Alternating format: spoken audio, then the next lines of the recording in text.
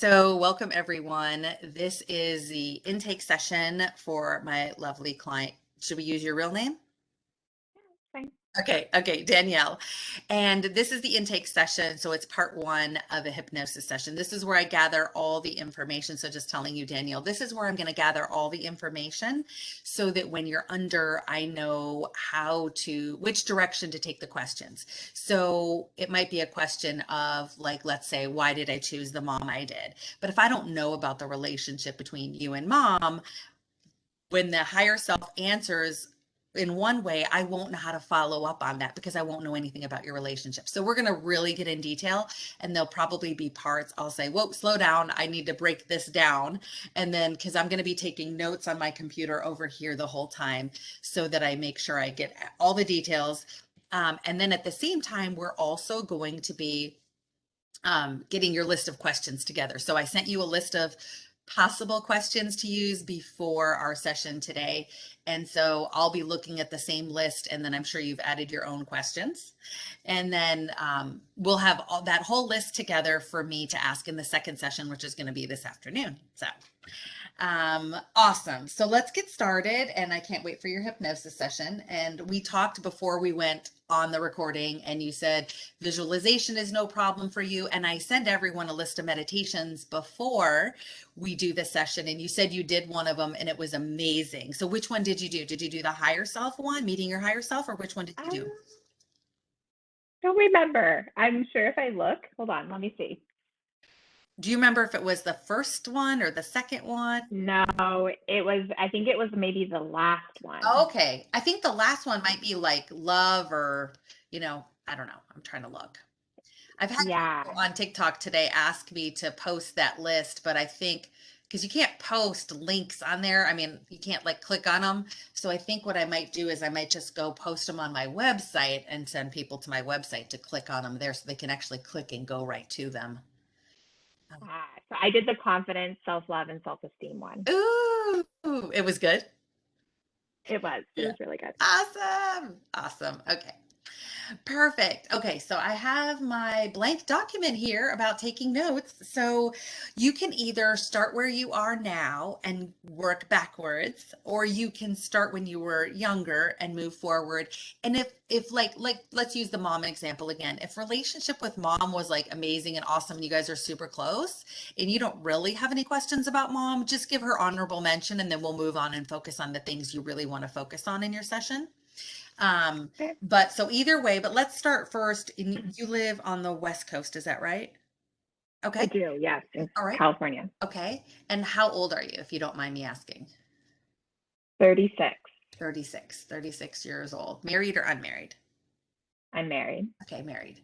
Okay, now start at the beginning and move forward, or start now and go back, whatever you prefer. And I'm going Okay. to take notes and ask questions. Okay. And so it helped me just understand. Am I just telling you about my life? Like, okay. Yep. Okay. Awesome. Okay. I guess I'll start backwards. Um, okay. So I was born in Germany, Mm, Heidelberg, Germany. My dad was in the military. And I was, basically have no memory of that. okay. My dad kind of got out of the military shortly after I was born, and we moved back to the States. My young childhood, I was raised up in Northern California in a town called Chico. And we lived there with my parents, and we lived on my grandmother Jean's property. She had a big piece of land, and my parents didn't have a lot of money, and so we lived with them. And there was like a separate little cottage that we lived in. And yeah, I mean, a lot of my young childhood was just, I don't know, not doing a whole lot. I have two brothers. At this point, my younger brother wasn't born yet, but my older brother, Sean, was around. He's 4 years older than I am. We just hung out a lot, didn't do a whole lot, didn't have a lot of money, kind of just, did, she had like a huge piece of property, so lots of like an orchard of trees and, lots of gardening and plants and et cetera, et cetera. So yeah, anyway, it was a good childhood, I think, for the most part. A little rough, rough just in like, again, like money stuff. So it was like everything was like bare bones, right? It was like, oh, we're just doing what we need to do to get by. I used to speed skate as a kid. That was really fun. And that kind of took me into, from young childhood. I think I started around 5, maybe even 6. I don't remember exactly. And I did that into middle school. We When moved. you say speed skate, do you mean like at a roller skating rink or? Okay, Yeah. But we did it competitively. Yeah. So we were on a team and we would go to meets, and I even went to regionals and nationals and, did that kind of stuff. So it was really cool. fun. Okay. Yeah. Um, and then I'm just trying to think what else. I feel like this is gonna be a little hard for me because I don't have a super vivid memory of all the details. So I'll just tell you the things that I do remember. Okay. I had a little bit of before we jump on from my grandma Jean. So my grandma Jean actually just passed away. I'm actually heading to Texas tomorrow to attend her funeral. But I have a lot of drama with my grandmother Jean. She was a really lovely person, but also said a lot of very hurtful things to me at a young age. And she was the one It's gonna that make me cry. lived on her property, right? So you Yes, saw her a lot, I'm assuming. yes. As a young child, yes. Yeah, so she, she would just say a lot of comments about, my weight and, just like she just wanted us to be who we weren't. She was very religious and, wanted us to go to church and pushed her kind of ideals on us pretty heavily. I think she told me, I don't know how many times in my lifetime that, the world was going to be ending really soon and I might as well just, surrender to God because, everything's going to end tomorrow, right? And so just really like doom and gloomy. She's very like anti-government, very conspiracy theory.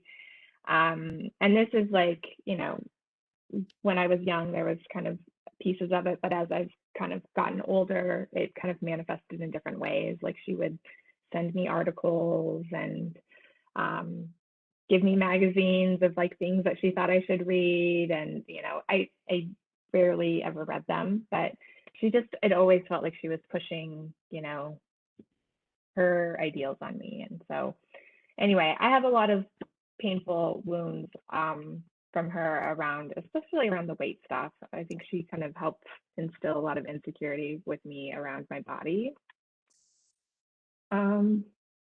So, Yeah. is that one of the questions you have on your list about getting healing from that? Yeah. Let's do that. Okay, so let me go to the bottom here. Uh,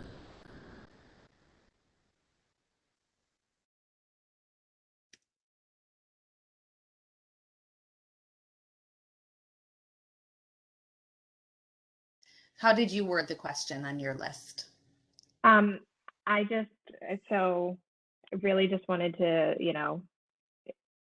I didn't write it down. I just wrote grandma weight. Oh, So, okay, okay, got it. Okay.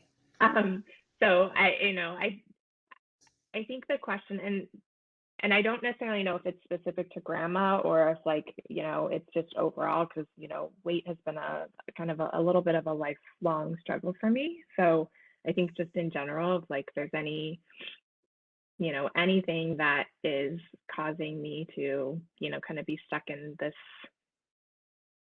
this body weight. I've tried all the things and I'm pretty mindful about, what I'm doing for my body, but what is there something that's causing me to, not be able to shed this weight? Is there a reason I have it? Am I meant to be this way? I don't know, all those things. All right. Let me write this down and then I'll read it to you and you tell me if this is good. Okay. Is there a block or trauma as a result of her grandmother shaming her about her weight? If yes, Can you pull and heal it now? Um, is there anything else? Is there any other reason why? So you're saying you have a difficult time losing weight. It feels like that. Yeah. So is there any other reason why she may have such a hard time losing weight? And then from there, so every one question is going to turn into 5 more. Just that's why we're doing this, right? So I Yeah. can learn the whole backstory because I mean, that's a pretty open question. Is there any other reason why she may have such a hard time losing weight? So depending on what your higher self says, then I'll explore it further and it'll turn into 5 more questions. Yeah. Okay, perfect. Okay. All right. What other trauma or what other things besides weight do you think your grandmother maybe shamed you about, or maybe you think caused some sort of, I don't know, belief system in you that maybe you grabbed onto that you're done holding on to, you want to be done holding on to? Yeah. Um, I think the religion piece was a big part. Like and it's not so much that I'm anti-religion, but I have no desire to kind of get into any kind of religious settings. Like, very respectful. Like, my in-laws are very religious and they pray at the table, and and I'll bow my head and pray with them, and that's totally fine. I have nothing against that, but I have no desire to go to church and be kind of, I don't know, just almost kind of feel like a puppet sometimes. Like, I have vivid memories of childhood, and my grandmother was Seventh-day Adventist, so church was on a Saturday, the Sabbath. And so, it's just, I have all these like negative memories of like, feeling bummed that I couldn't go play with my friends on a Saturday, or we couldn't go to the mall and buy anything because, you don't do that on the Sabbath, and being kind of forced to go to church, and I didn't want to go. And so, I don't know if there's a question there, but like maybe it's just, some of my like I don't know how else to say it, but kind of off-putting about just religion as a whole. Okay. Um, Let me Curious if, put it super open-ended like this. How about she,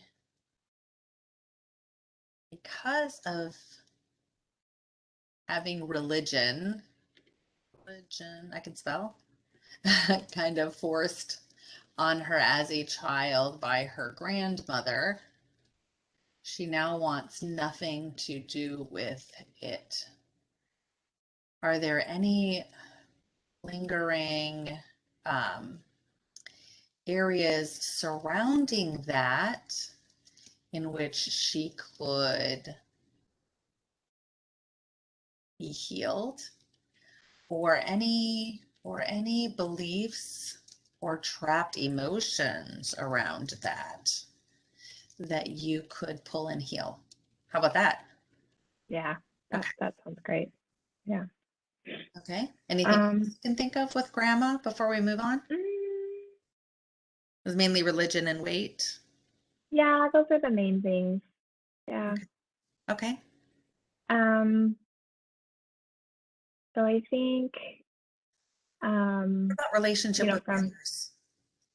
with brothers, yeah, I think so. It's really interesting. And this, I guess, is gonna kind of come a little bit later in life, but I think I wrote down kind of one of my questions was actually relationships as a whole, both relationships with, friends, husband, my brothers, my immediate family, my father. Like, I just have this sense we don't have very close relationships. Like, I'm not super close to my brothers and my family. It's not that we're not close. Like, we'll chit chat and say hi and stuff, but like we're not, my both my brothers live in Texas and I live in California.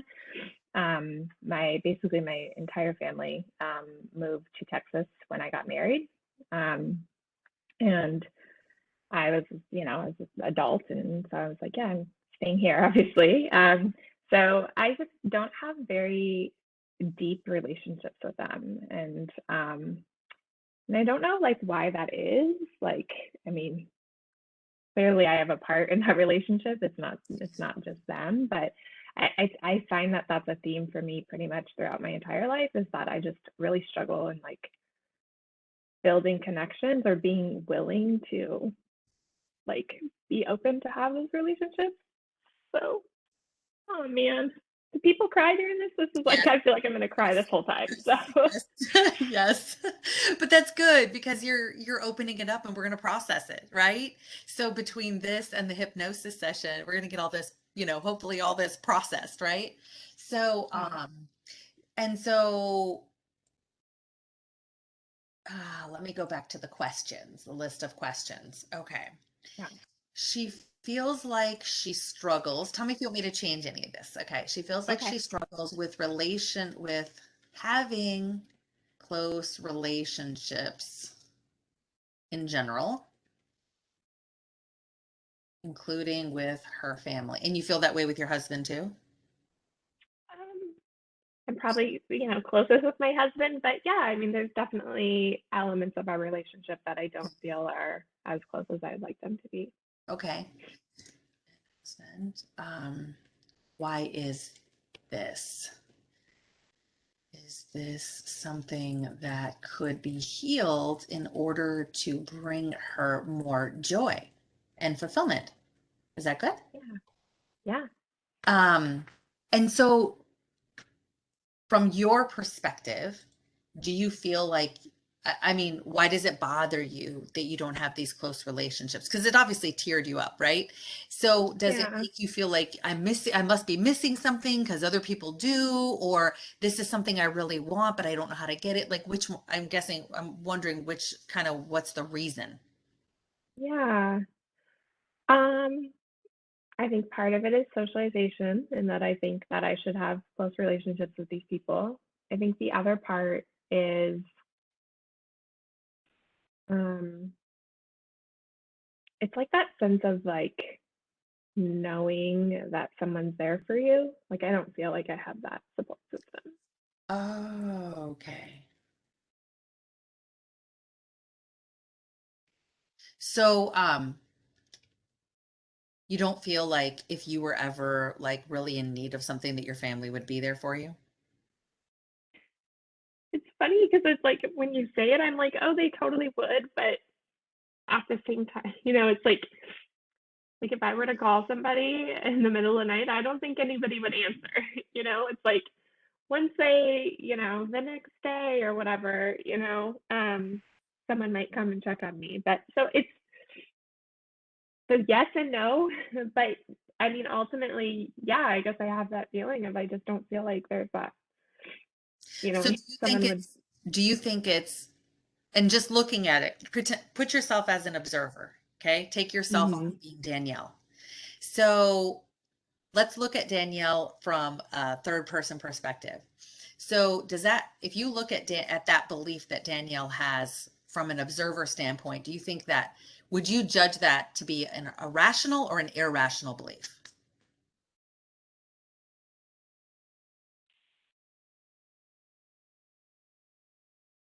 Meaning it's more in Danielle's mind Yeah. versus reality, Um, or it's not as deep as you would like it to be. I mean, I do think as an observer, I could see an observer saying it's irrational. Okay. I could also see them say, I know this is totally like in my head and there's like obviously all my emotion tied to it, but like,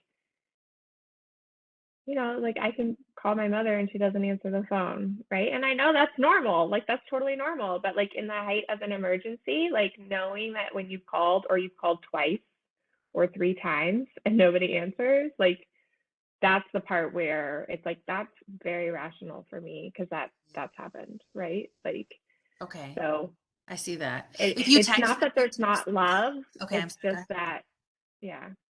I'm sorry. I meant the lag here. I apologize for talking over you. If you texted your brother and said, "Hey, you didn't answer your phone. I have an emergency. Can you call me right away?"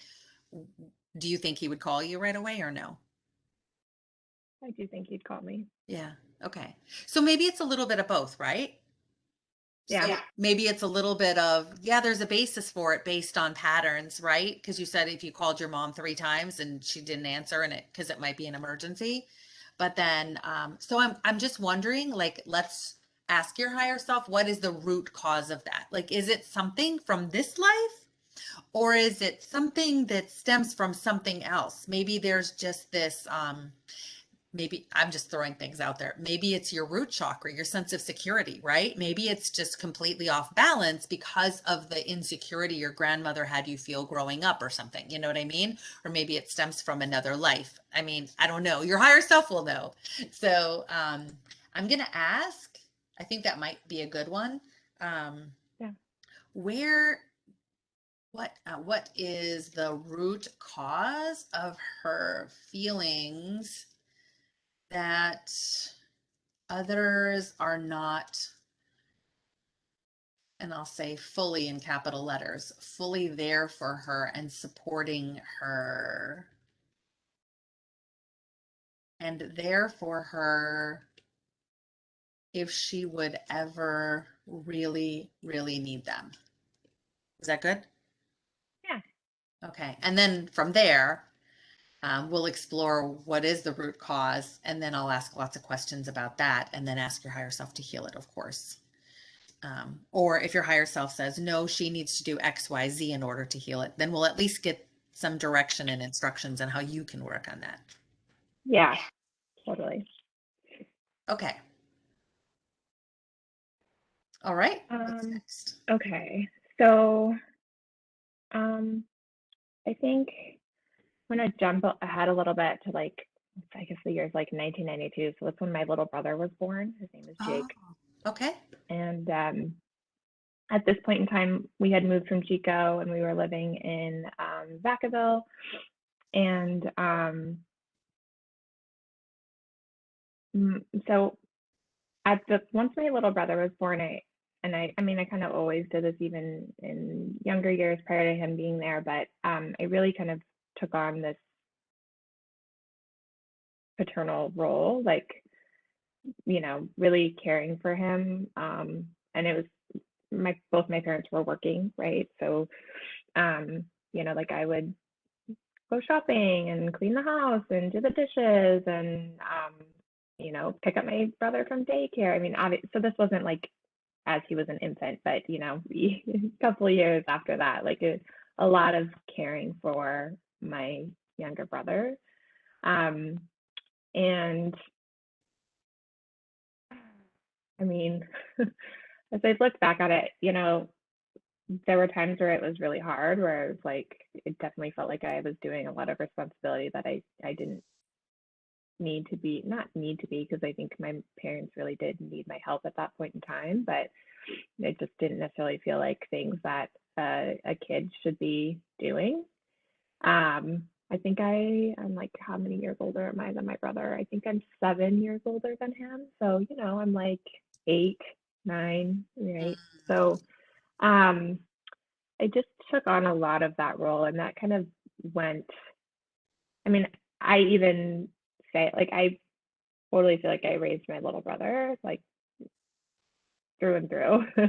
um, and it wasn't just my brother, it was, you know, a lot of household stuff, right? It was just, you know, like, sometimes it was kind of used against us, or it was like, oh, this is, you know, you got to do your chores before you can, you know, go out with friends. And I know that's like a normal thing, but in our house, it was a little bit of a, like, it was a threat, you know. And I think the other kind of part of it was that my parents were very messy people. And they always used to blame it on us, the children, you know, like, oh, we were the messy, you know, we were causing the mess. And so I think a lot of that narrative played over and over for us. And so I would often feel like I had to, you know, clean to prove myself, or clean to get what I want, or as a means to an end. I think kind of collectively, like, all of that kind of just having to be more mature than I was, Just, I feel like it's really kind of effed me up. I mean, in hindsight, right, it's like, yeah, I'm like, I know how to do all these things and so forth, but I think it kind of ties into that, or at least I'm curious if it ties into some of that, like, sense of belonging or feeling supported or lack of support. Um, yeah.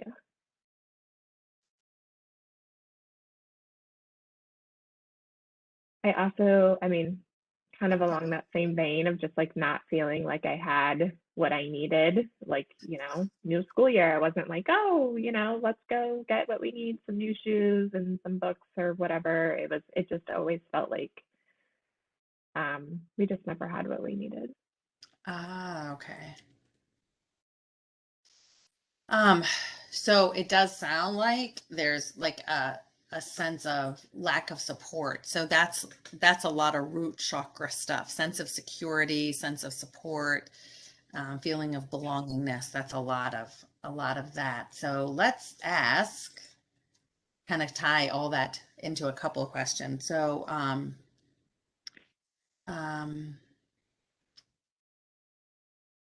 and your higher self will tell me no if your root chakra is not off, is fully fine. So I'll just ask first, is her root chakra in need of balancing or any other work/upgrade? And then and so like it's making you emotional again when you're talking about the fact that, so well, first I meant to ask, where was Big Brother in all of this? Did he help with any of these household duties or anything? Because he was even older than you. Yeah, I mean, he did a little bit, but not nearly as much as I did, or at least that was my perspective of it. Yeah. Um, yeah, and I don't think he was like held to that same standard. I was the only girl, I was the middle child, and yeah, I think I felt like a lot of it fell on me. Got it. Okay. So does she have any stored trauma in her as a result of feeling like she had so much responsibility um, pushed on her at such a young age, where she took care of the home and helped significantly in raising her little brother? Her emotional speaking about it when her and I were talking. Um, and then from there, whatever the answer is, I'll take it further and I'll try to really dig into that and have it healed and pulled and all that. Back to my notes. Because I wrote down, you felt like you had to prove yourself. Do you still feel like in things in life that you have to prove yourself? For sure. Okay. Let me pull that into a question. She feels like she had to prove herself as a child. Feels like she still deals with that belief now as an adult. Yeah. And I think it's so on like every level, right? Like at work, with my home, is it clean enough? Is it, put together? Am I don't know. It's everything, my clothes, I don't know, everything. And we'll get into kids later, but do you have any kids? Okay. Fun. So do you feel like that as a mother too? You just have to prove yourself as a mom or no? No. Okay. Okay. That's awesome. Yeah. Ooh, at least there's one, right?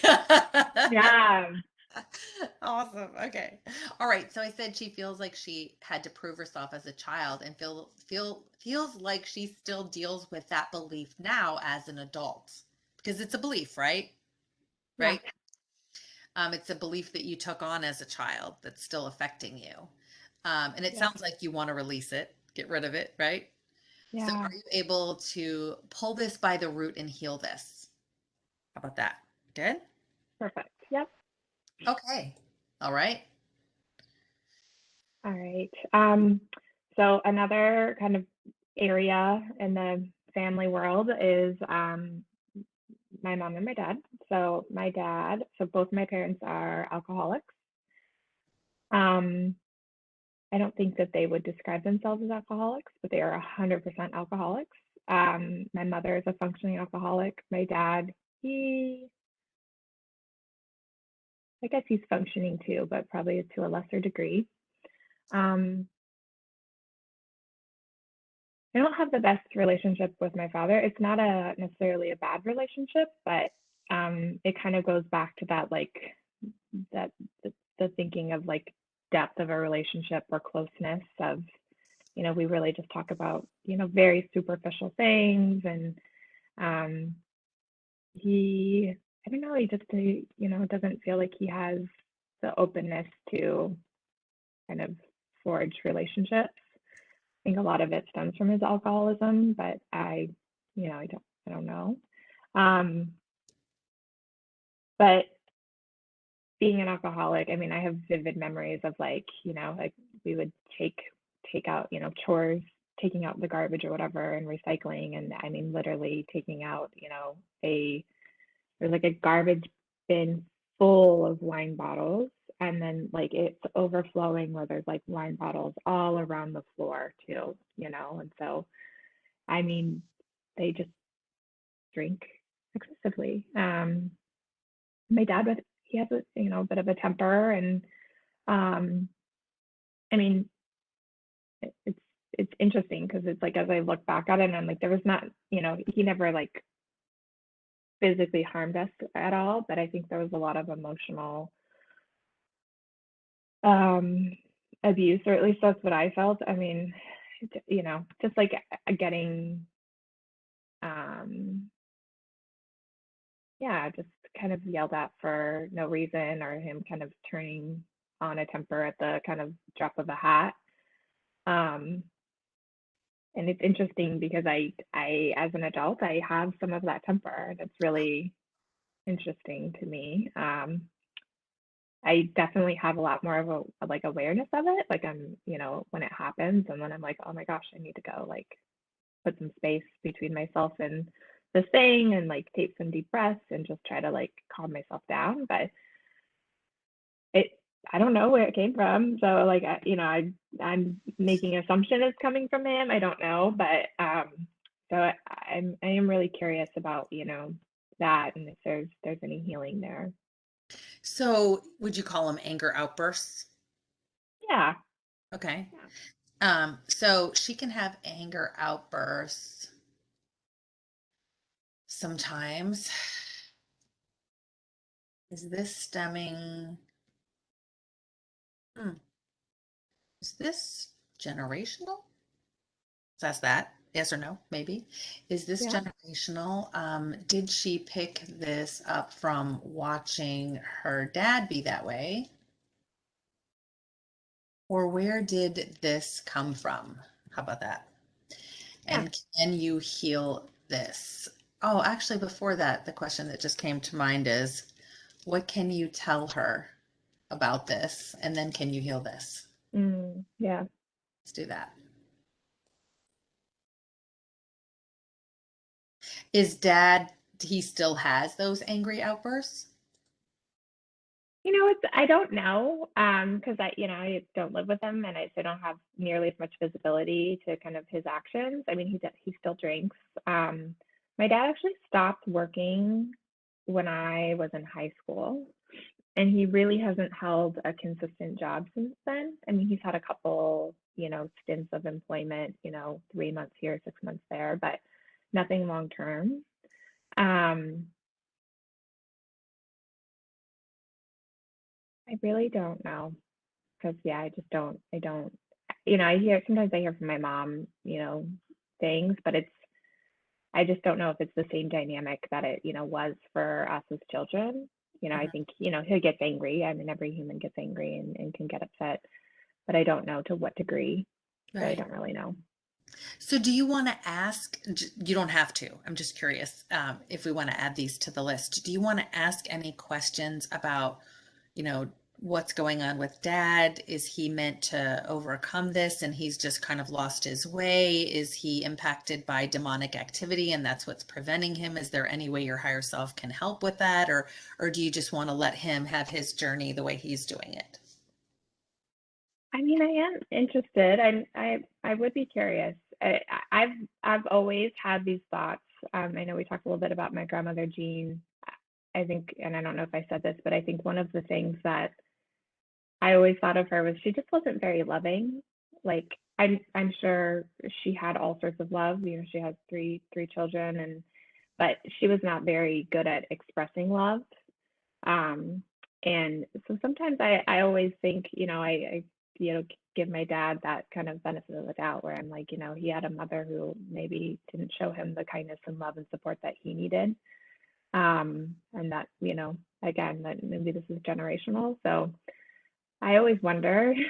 um, but my dad just doesn't like I do think part of it is alcoholism, right? Like he doesn't seem to have any desire to get better. Um, and I don't know if I'm supposed to play a part in that or not. Um, so yeah, I mean, I guess I'd be interested to, I mean, we could always ask, right? I mean, your higher self could be yeah, like, that's his journey, hands off type of thing. You know what I mean? And sometimes it's hard to know, right? Like it's hard to know if are we meant to be, I mean, obviously you can be a light to him without doing anything, right? Just by how you live your life. Being that there's a lot of distance, he probably won't see it as much, right? You know what I mean? right, Whereas if you guys yeah, lived close and had a lot of contact, um, but maybe there's, I don't know, maybe even working in the spirit realm, there's things you can do because I know I learned from, it's called theta healing, that we can pull waywards, demons, curses, hexes, spells, dark energies, dark entities from people, and we don't have to have their permission to do that, right? We can send love to people and not have their permission to do that, right? Whether they receive it is something different, but we can cast away all these other things. But if he's drinking, his aura is probably wide open for it to just come right back in. He may have multiple portals in him that it's just like this demon fest coming in and out, right? I mean, because alcohol will do that. They don't call it spirits for no reason, right? Um, yeah, so um, we can just ask if you want, if you're curious about it. yeah. So Let's ask. I'm curious. with regard to her dad's alcoholism, I can't spell alcoholism. Um, Is she meant to help in any way physically or spiritually with this? And, or is it his path to continue his life this way on earth? Um, and if not, if your higher self is like, nope, hands off, then you know. Okay. Yeah. Anything else about dad? Oh, and I'm Um, sorry, you think, okay, so what do you think it,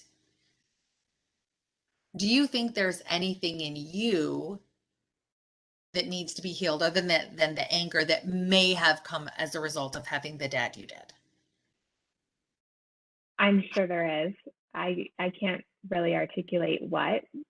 You said there was emotional, you felt like there was emotional abuse. So how did he make you feel? Like, what are some things, like, did he make you feel worthless?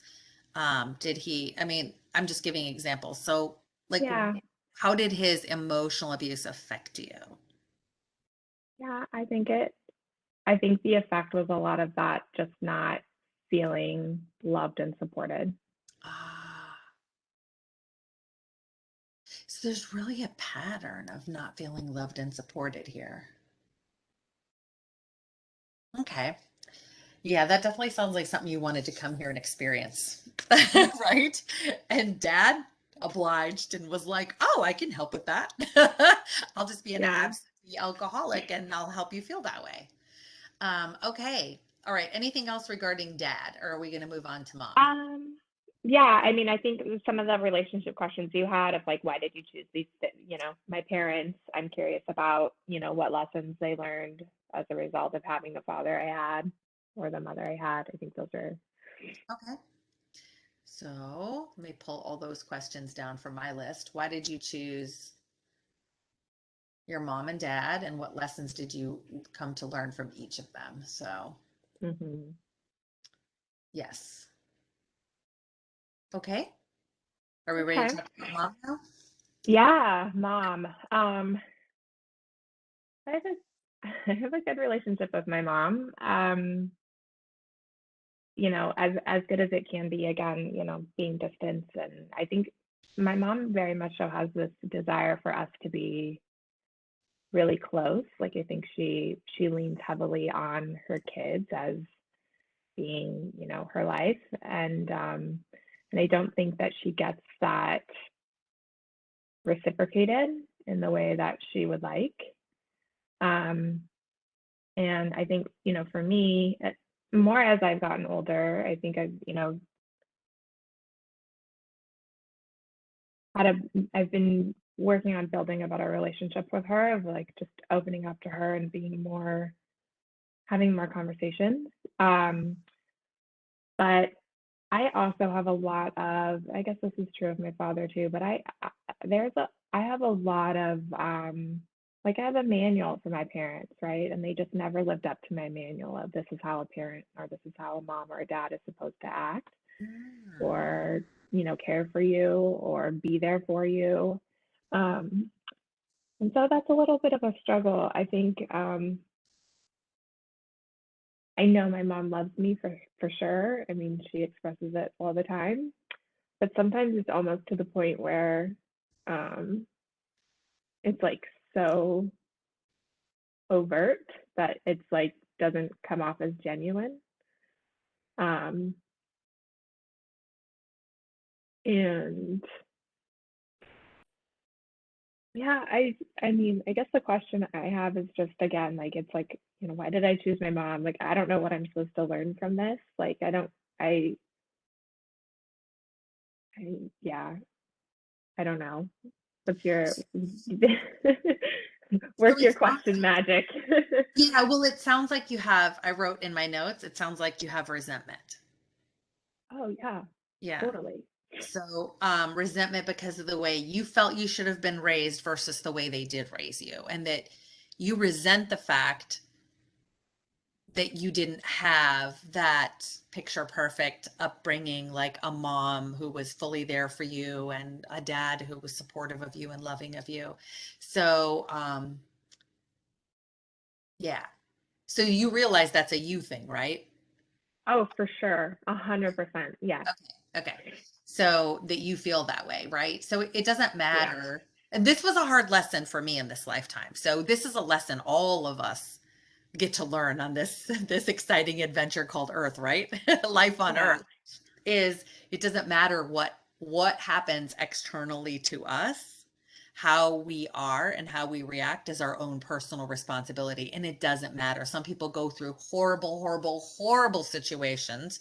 Some people have amazing lives and they still are all messed up because they feel this or that or the other thing. So it's an internal thing. I mean, you look at someone who's overcome horrible circumstances and they're like fully functioning. They've learned to forgive. They've moved on. They're healed. They've let go all of this. And other people who, like we said, had almost this dream life with these perfect parents, and yet they're just like totally dysfunctional and can't function because they felt like they didn't, get the puppy they wanted when they were little. You know what I mean? So, Yeah. um, it's like one of my teachers said, don't ever judge anyone else's trauma because to them, trauma could be a crooked picture on the wall. And that's traumatic for them, right? You just never Yeah. want to judge anyone else's trauma because it's always an inside job, right? It's Yeah. always an internal thing.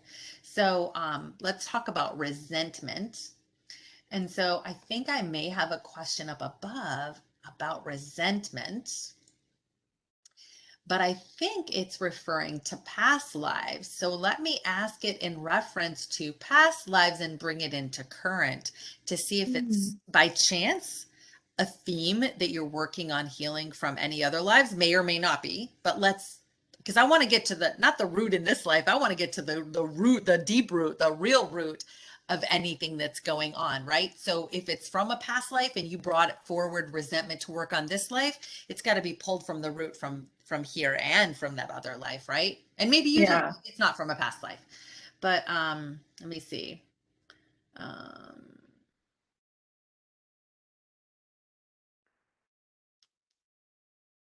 Here it is. Are there any resentments or fears from other lives that are impacting this person now? Can you show it to them and pull it and heal them? And then I'll pull it into, if your higher self is like, if your higher self says, oh yeah, she had resentment because of XYZ, then I'll say, oh, is that why? Does that have anything to do with the resentment she feels? And is the resentment toward both of your parents or just your mom primarily? Oh, Both. Okay. And then, are you able to um, pull the resentment that she feels towards her parents in this lifetime as a result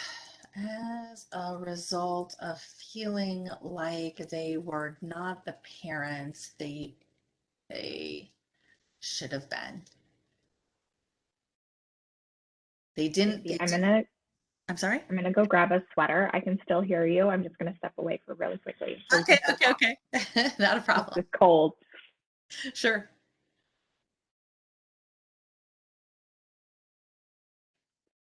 I paused the recording while you went and got a sweater. I'm actually a little cold too. I got the air on and I'm in like a, I guess it'd be kind of considered a basement area. It's like a lower level, not a basement, but yeah, it gets cold down here too. Okay, so are you able to pull the resentment that she feels towards her parents in this lifetime as a result of feeling like they were not the parents they should have been? And then prior to that was the question, are there any resentments or fears from other lives impacting you now?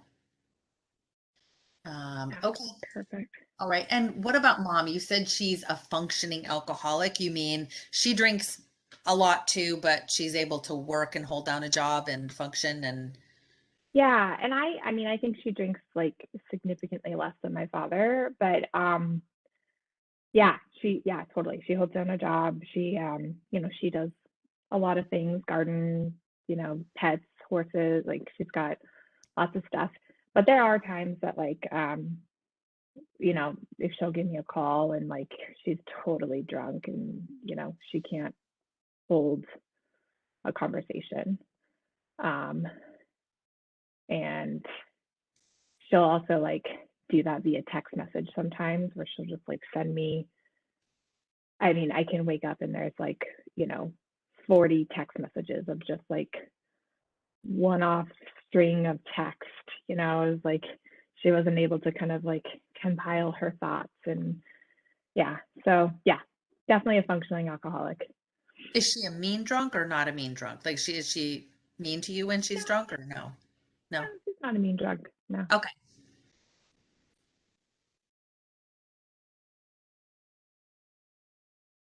Okay. Okay. Where do we go from here? So we talked about Yeah, brothers, we talked about parents, we talked about your grandma. Any other significant relationships before we get to your marriage and your kids? yeah. I think it's a pretty general one, and I think it ties in just with some of the other kind of themes. But just I definitely have this like I don't have a lot of close friends. I really struggle to kind of create and cultivate relationships. Um, and I'm just so curious. Like I don't know like why that is. Like I know I know it's me, and I just I don't know what the block is for me that makes me unwilling. Like, but even just think of like social media, for instance.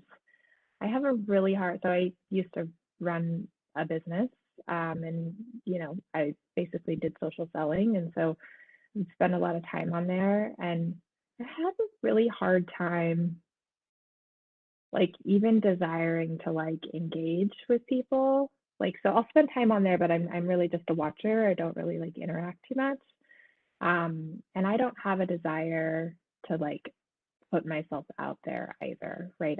I don't post a whole lot, and I'm just using this as an example because like I think it kind of, I don't know if it's like the epitome or if this is like that behavior of like I don't put myself out there, so therefore obviously I can't have other people reciprocate, right? That's kind of like saying of like you can only be as, you know, go as deep with someone else as you've gone with yourself, you know. So I I'm curious if there's something there. Like I don't know if this is like a lesson I'm supposed to learn or if this is, you know, there's some block that I've just like, I don't know. Yeah, it sounds like there's just like that whole theme like you just identified of just relationships in general, right? Yeah.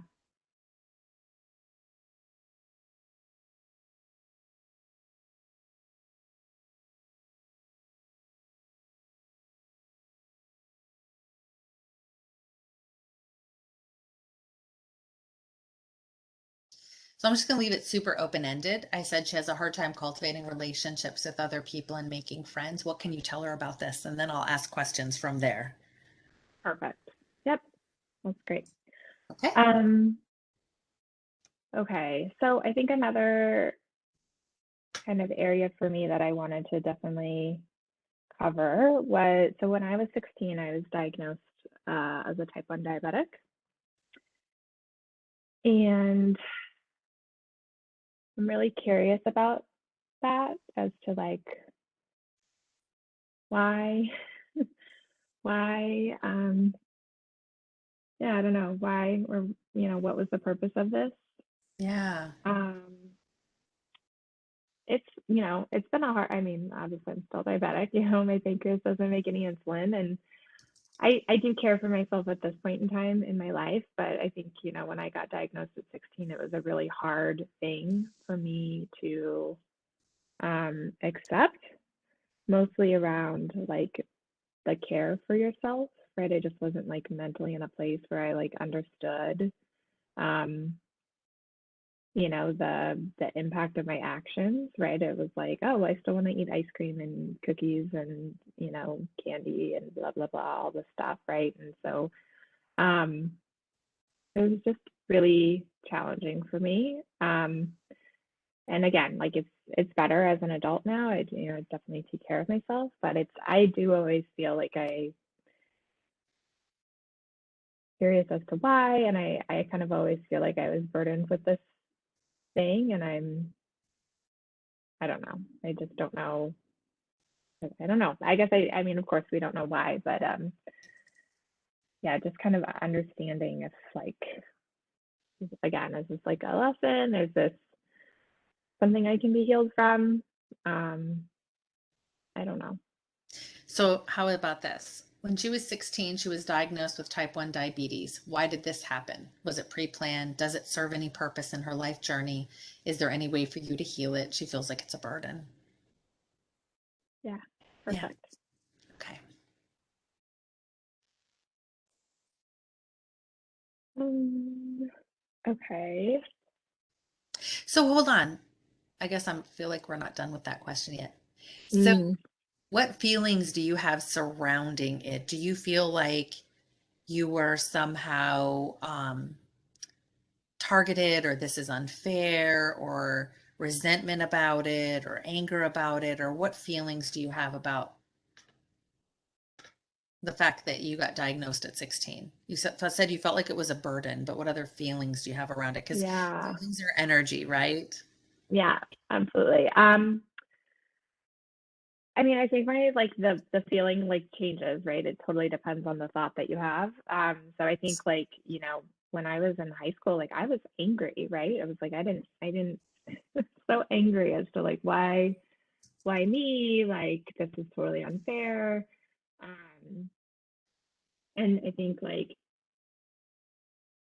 as an adult or, you know, yeah, further along in my life, it was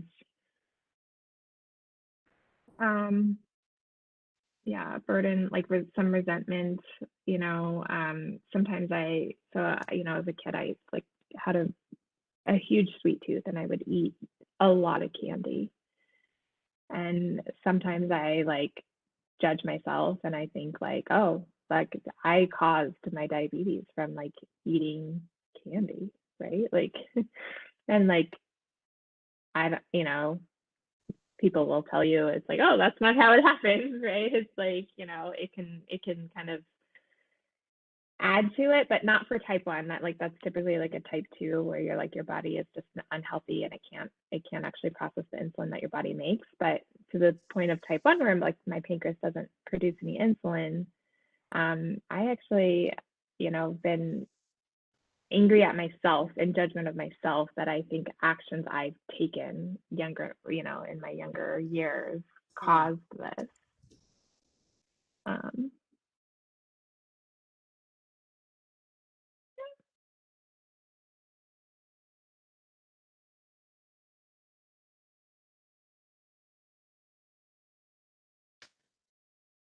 So I'm going to copy this and make this into a question because we want to deal with the energy around it too, right?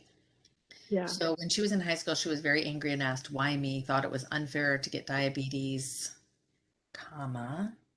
And as an adult, she's had resentment about it. She's had some self-judgment about it because she ate a lot of candy when she was younger.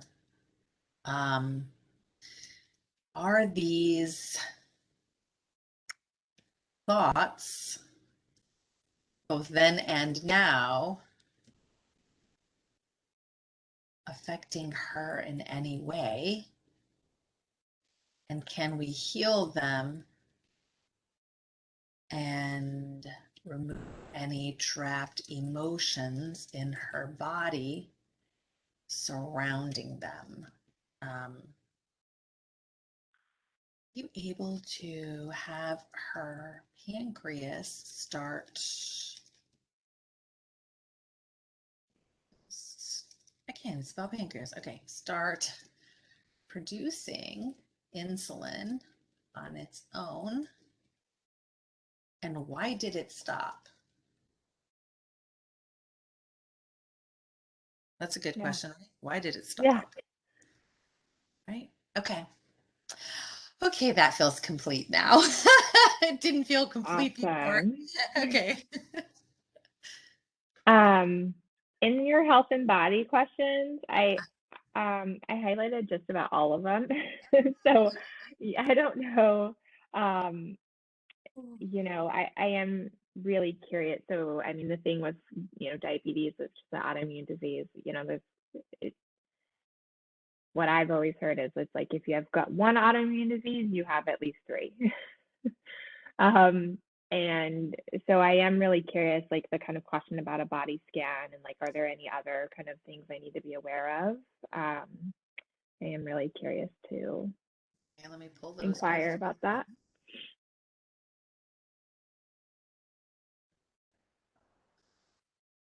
Yeah, there's a lot of good health and body questions on my list. Um, Yeah. okay, which other ones really? Um, I love number 4, the kind of question around deficiencies Okay, do you see any in the body. deficiencies in this person's body that can be helped by nutrition or supplements? And if so, could you please tell us what those are? Hmm. Yep, that's a good one.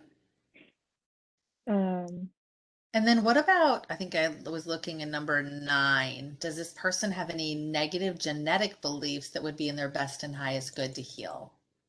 yes, You like that that one? one. I Yeah. do. Um, I'm curious, like number 6 was maybe it's very similar to number 9. Are there mental, physical, or emotional issues that the person is ready to release now without the need for digging? Yep, without the need for digging. Yeah, because when you're ready to release them, it's like, let's just get them gone, right? Yeah. Okay. Um,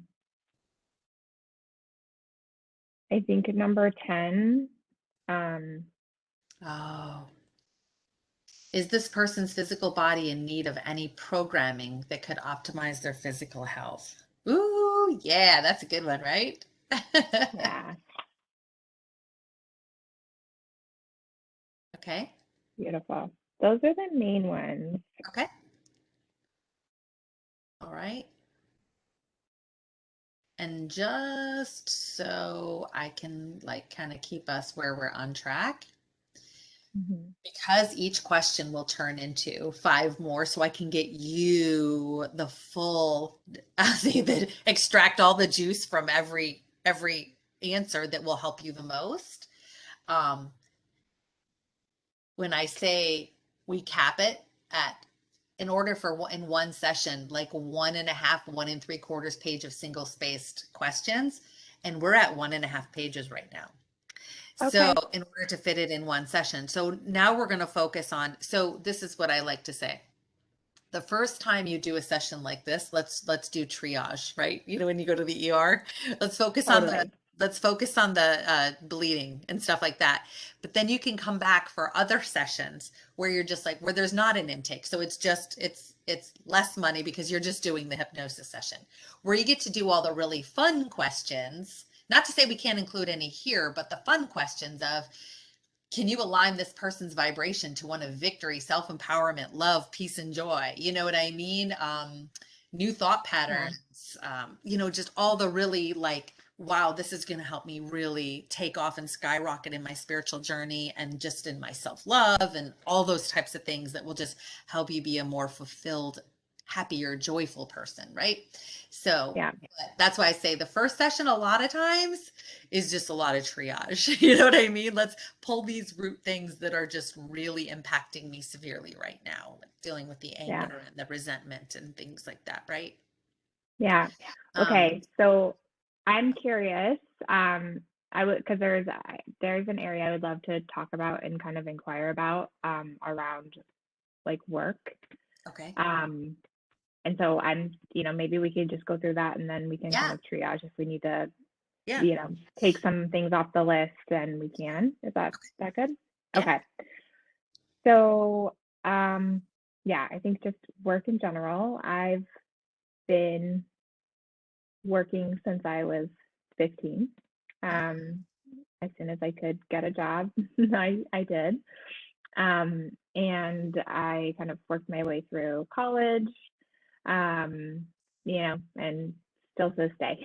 So, um, but I think I have a lot of like really kind of fucked up beliefs about, my skill set and um like just again like a lot of like I'm not good enough, like fear.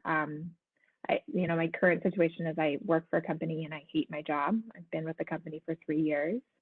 They treat me like shit, and I very much realize that, have awareness of that. Sometimes I have judgment of myself because I'm choosing to continue to show up, but I'm also seeking new employment.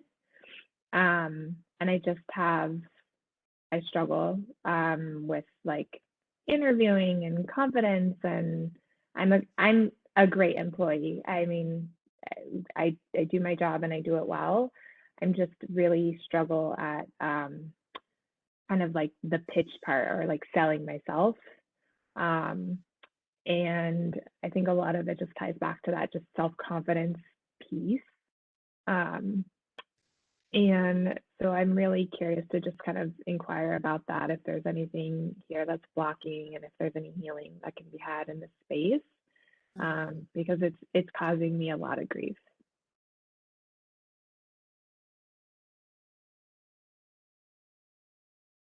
What type of work do you do? I'm in the tech industry, so I'm a digital product manager. But basically, my product is a website. So I build websites. Oh, okay.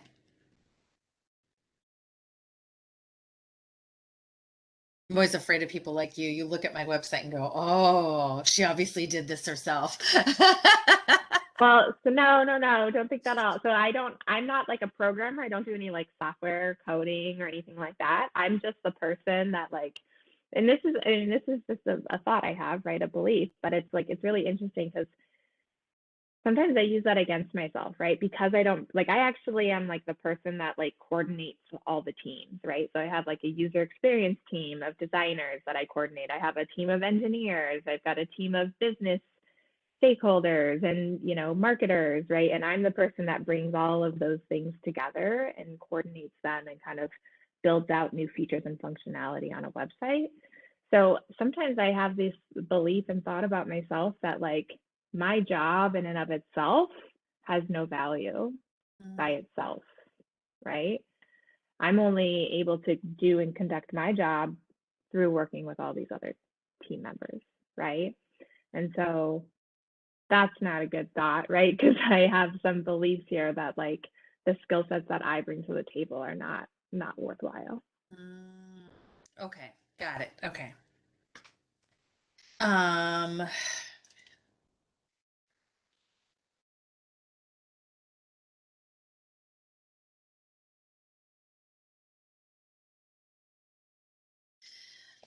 okay, let me formulate these into questions. Um, and so are you looking for another job to stay in the same field or to do something different? Yeah, so it's interesting. It's kind of a twofold answer. So I am also currently in a life coach certification program. I'm really interested in that, and I'm going through that. And I would love to kind of get into that space and have that be, replace my job. And in my mind, it's just like I need I need to be able to replace my income with coaching. So I think my plan at this point in time is that that's going to be a little bit further down the line. Maybe that's in like a year or 2 years. So I do need another job immediately in the same kind of profession. I've kind of contemplated doing some in the same space, same technical space, but just a slightly different job, which is like project management, which I don't have like any formal training in, but I do a lot of in my current role. So yeah, so I'm looking for kind of a immediate kind of replacement, and then kind of longer term, I'm looking to completely change career paths. Got it. Okay, so question. So I'm assuming your husband works. He does. Okay.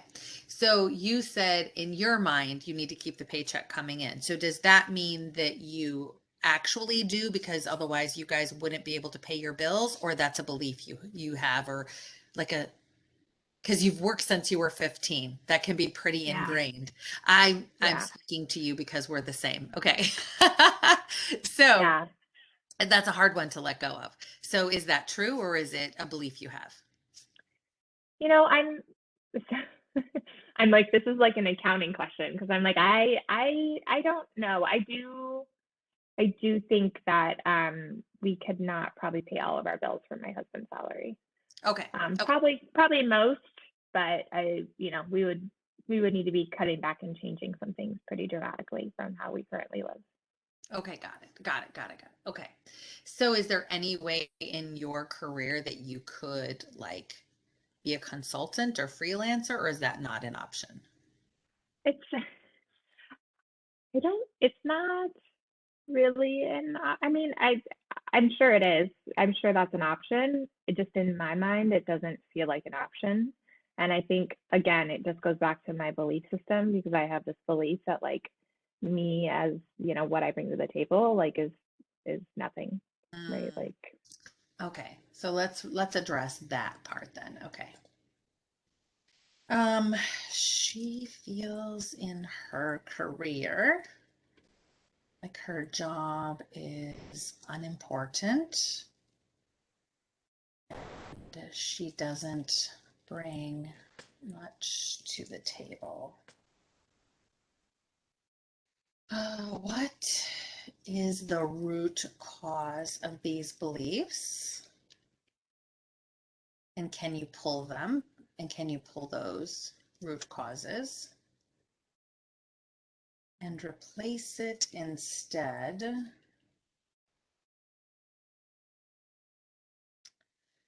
with the belief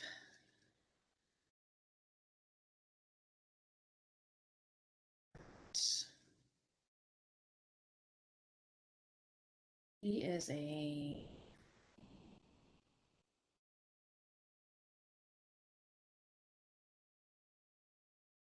valuable contributing creator. And then she has insecurity around interviewing and self-confidence, and lacks self-confidence in that area. Lacks self-confidence in general, right? Yeah.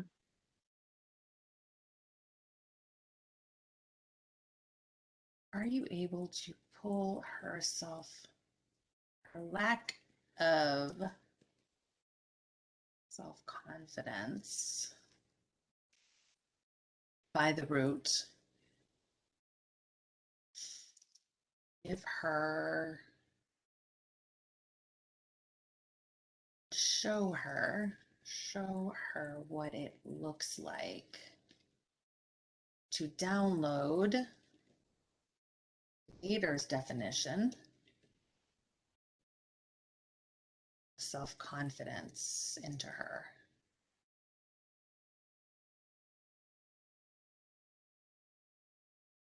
And then can you download the program of, I know what it feels like to be self-confident. And then can you download the program into her of, I know how to be self-confident. Show her what that looks like. Show her what that looks like. So I always say, show her what that looks like and tell us what you're doing as you do it. So Yeah. that when you go back and listen to this, you can hear, like, you know, maybe it's, oh, I'm opening up her crown chakra and pouring in little sparkles of light, or, you know, whatever it is that your higher self describes. Cool. Okay, and then about the coaching. So she wants to, so because that was going to be my next question. If you had no fears and there were no limits on what you could do, which is true, but I know. right? But if you pretend you have no fears, so there's no limits on what you could do, would it be life coaching or would it be something else? Yeah, I do. I think it would be life coaching. At least as of today, right? I think that's one of the few things that, like, strikes passion for me. I Okay. love the idea of helping people. I haven't always like liked that idea, but I do like that idea now. Um, yeah, and so this is kind of a little out of left field, but like I've done some I've met with like some mediums and other people in the spiritual space, and I've actually been told that my life purpose was being a Reiki master. And I was like, that's interesting. And I was kind of told that like coaching ties into that. Like that was part of my path. Yeah. So I don't know if there's truth to that. I've done one Reiki session. But yeah, so I don't know. I think as of right now, coaching is kind of what I'm aware of. Okay. So, and you said you're taking a life coaching program. How far into it are you? Yeah. So it's I should be getting my certification in October. Okay. And so you're 3/4 of the way through ish? Yeah, yeah. And I mean, there's like another like 6 months after the certification. So like, it's like a year-long program, but it's like a 6-month certification and then the kind of post certification Okay. part. And so, and you're loving it? I am. Yeah, it's like I do. I love it. It's also really scary. And, I think a lot of it is, I mean, part of the reason I'm interested in it is because, you're kind of your own, you're your own coach first, right? And so I knew it was going to be a lot of emotional processing and kind of sorting through my own stuff so that I could get to the other side and be in a place where I thought that I could, help other people. Yeah, but I love it. It's fun. So it's messy and emotional and fun. So you work with partners a lot and work on yourself first? Yeah. So we do, so self-coaching first for sure. It's just like learning and applying all the tools. And then, so we have to meet with, clients and, do sessions and capture recordings and submit those. And we do a lot of peer coaching with other people that are in our program, just to practice. So, yeah. Nice. Okay. So you mentioned that what was the word? Because I wasn't typing it as you said it. Fear. There's some fear around Mm, it. And yeah. where's the fear? I mean, what is the fear around what? Fear around what? That can Yeah. actually do this, make it a career? Like, what is the fear about? Okay, so definitely like, whether I can like make this a career that can I replace my income or better, the other fear is, if I can actually really help people, like, do I have anything to like offer? The Um, worthiness again. mhm. Okay. And I think that I'm going to say this, and this kind of applies in multiple places, but one of the things that I struggle with work and, with the coaching piece is I I have a hard time sometimes putting things in my own words. And so I don't feel like the way that I say it or that I do it, that I'm getting all of the concepts or articulating them well enough. And so sometimes that becomes a hindrance for me. And then I look at other sources for information on this subject matter.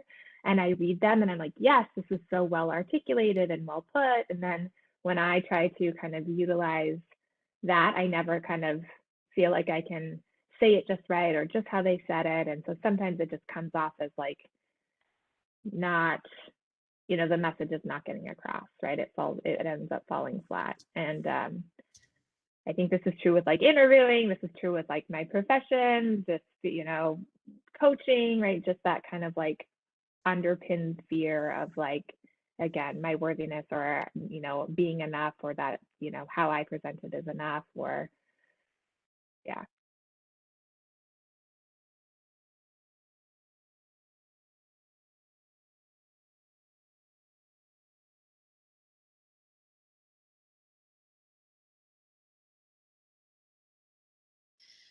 So a question that came to mind when you were talking was, I'm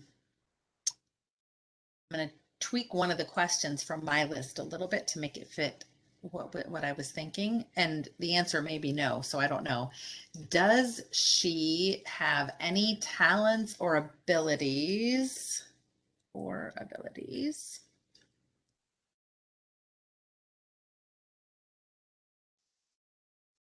from any other lives that she can draw upon and develop easily in this lifetime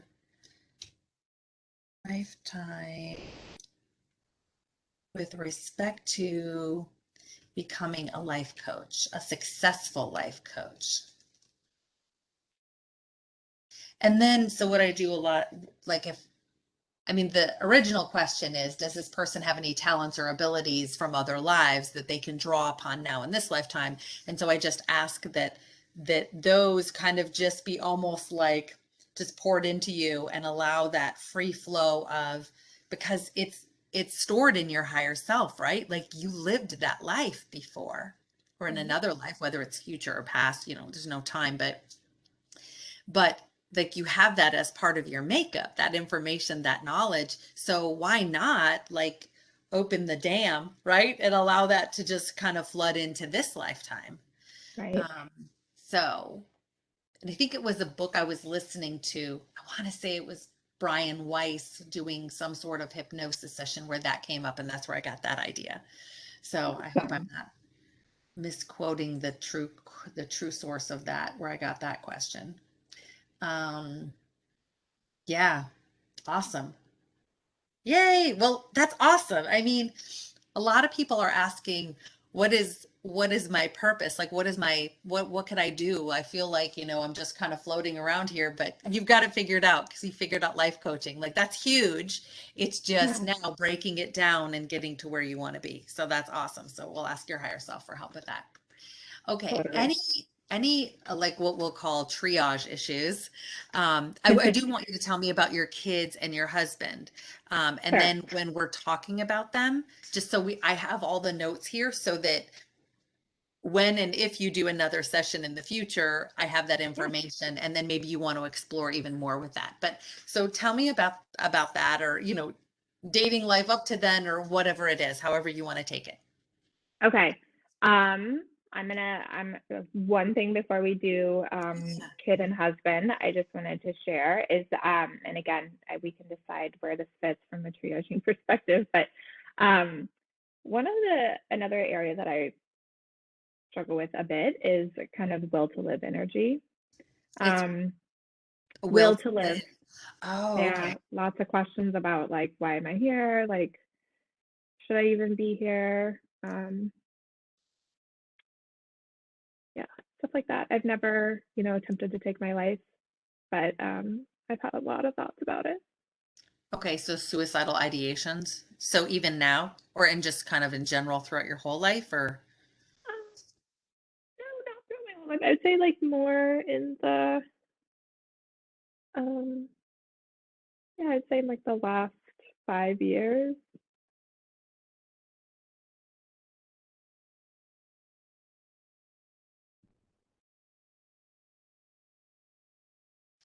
so just wondering, like, what is my purpose? I mean, career and purpose are not always the same thing. I mean, what I Right. mean? Yeah. Yeah.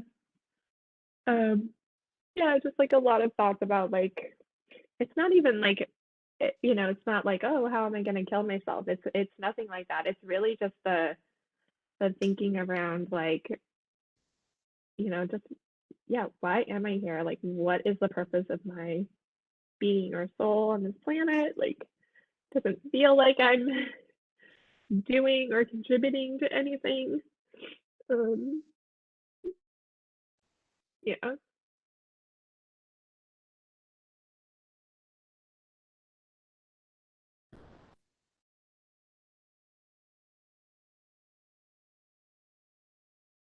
So just so you know, this is super common. yeah, Put it all sure, this way. It's super common to feel like you're not alone. I just want you to know you're not alone, right? yeah, And a lot of times what I see, and I'll speak from personal experience too, but I did have a plan. So I took it further than you. I did have a plan, and I had a suicide note on my phone to leave behind for my family. So, um, you know that saying, it's always darkest before the dawn, right? So hindsight, I can see that it was really, really, really dark before the dawn. And and if you reach out and you ask your higher self and your guides, and we're doing this in this session, this is triage. This is going to go to the top of the list. So we're going to put this at the top. Um, but if you do reach out to your higher self and your guides and just say, you've got to answer this for me and you've got to show me. So even for people like anybody who's watching, even like, so even for people who feel like, but I don't hear from my guides, I don't hear from my higher self. Like I just don't, because I wasn't at the time either, but I did cry out and I did say that. And I was just led randomly to go to this retreat in North Carolina. And it was, this author who's amazing, Robert Schwartz. Oh my gosh, write this book down because right, um, I think it would be really amazing for you too, because it just hugely impacted my life at that time when I was feeling that way. It's by Robert Schwartz, and it's called Your Soul's Plan. And then his sequel is Your Soul's Gift. And it's all kinds of stories about LBL, lives between lives, and so he'll tell the story of all these people who went through, all these different experiences in their life. Many of them are very traumatic. This, I don't know if it was the second book, but they're both the same kind of thing.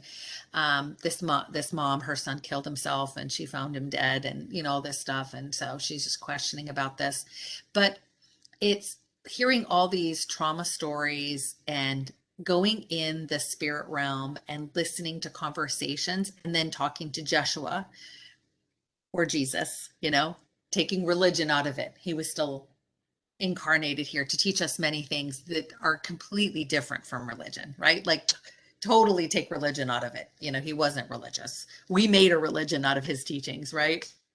Yeah. Um, and it was explaining, okay, this was pre-planned and this is why, or this was pre-planned and this is why, or, it was pre-planned that you could go this way or this way. And he chose to go this way and take his life type of thing, and here was the other path and he chose that path. Why did it happen? What could have happened? Is there anything that could have changed it? All these different questions. It's amazing. I don't recommend, unless you love reading really big, thick, fat books, I don't recommend reading it. I actually recommend the Audible version because it's Okay. very much in story form. And it's like I would spend hours and hours and hours, listening to it. And it would be my gym time. So I'd jump on the treadmill or jump on the stair climber. And that's where I would listen to the book. I'd listen to many books that way, or driving in my car, because it's really, really long, because it's very in depth, but it will help give you a completely different perspective on your life in general. Right. So I went to he was having a seminar, a group teaching seminar weekend retreat at this place. And so I just found myself, going there. And before it even started, I ended up thinking it was starting, 12 hours earlier than it really did. So I got there 12 hours early going, okay, great. Now what do I do? So I went on this hill overlooking the mountains, and it was beautiful and gorgeous. And I just sat down to meditate on my own. And I do get lots of visions and everything meditating. But before I left for that retreat, this is my point. Before I left for that retreat, I said, I know the time I'm going to do it, the day, I know the place, and I know how I'm going to do it. And I have the suicide note on my phone. Like it was a plan. And that's when it's scary close, is when you have an actual plan, right? If there's no plan, it's a kind of a different creature. But I said, if you want me to stay here, guides and higher self, you have to intervene. Otherwise, I'm checking out because I can't handle this anymore. This feeling of being trapped and like I have no purpose and where am I going in life and why am I even here, right? And so, so just to say all of that, when you reach out, they respond, right? They hear you and they will absolutely, absolutely show you.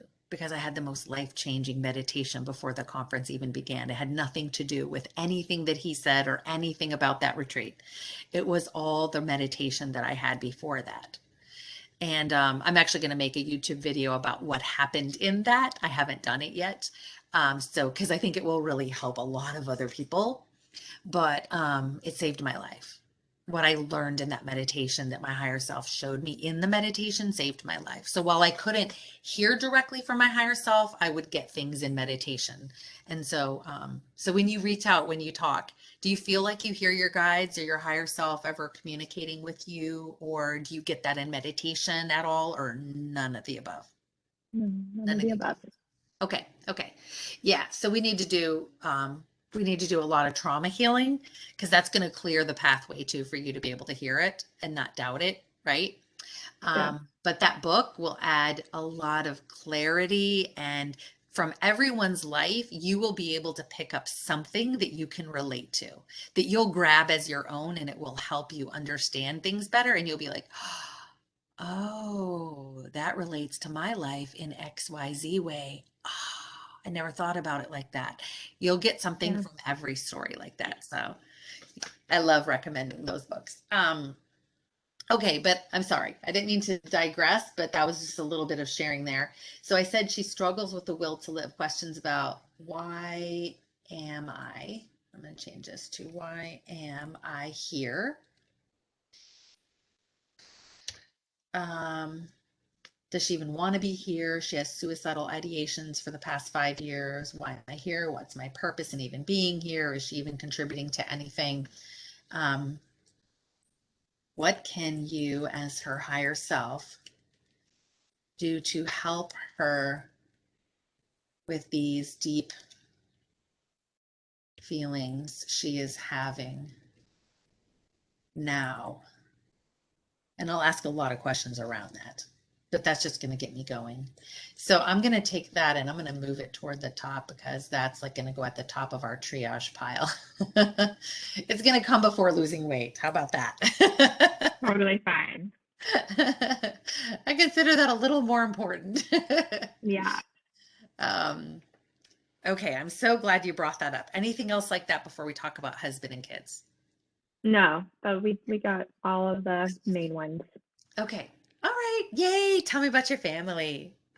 Okay, so my husband's name is Craig. We met in college. He's 4 years older than me. So he was already graduated college and he's working in the town when I was going there. We met through a friend, a mutual friend. So she was my roommate. I actually went to high school with her. Her name is Miranda, and my friend Miranda was dating one of her friends named John, and Craig was the third wheel. And Uh, so, um, anyway, so we got, got introduced, and yeah, we started dating. It was really interesting. I mean, I was really young, I was in college, like I was, 19, I think, when we met. Is that right? Yeah, I think that's right, 19. Um, and yeah, we like, I think, I mean, we literally were dating for like 6 months and we got engaged, and hmm. then we got married like 2 years later. So yeah, I think I got married like when I was 21. I think that's about right.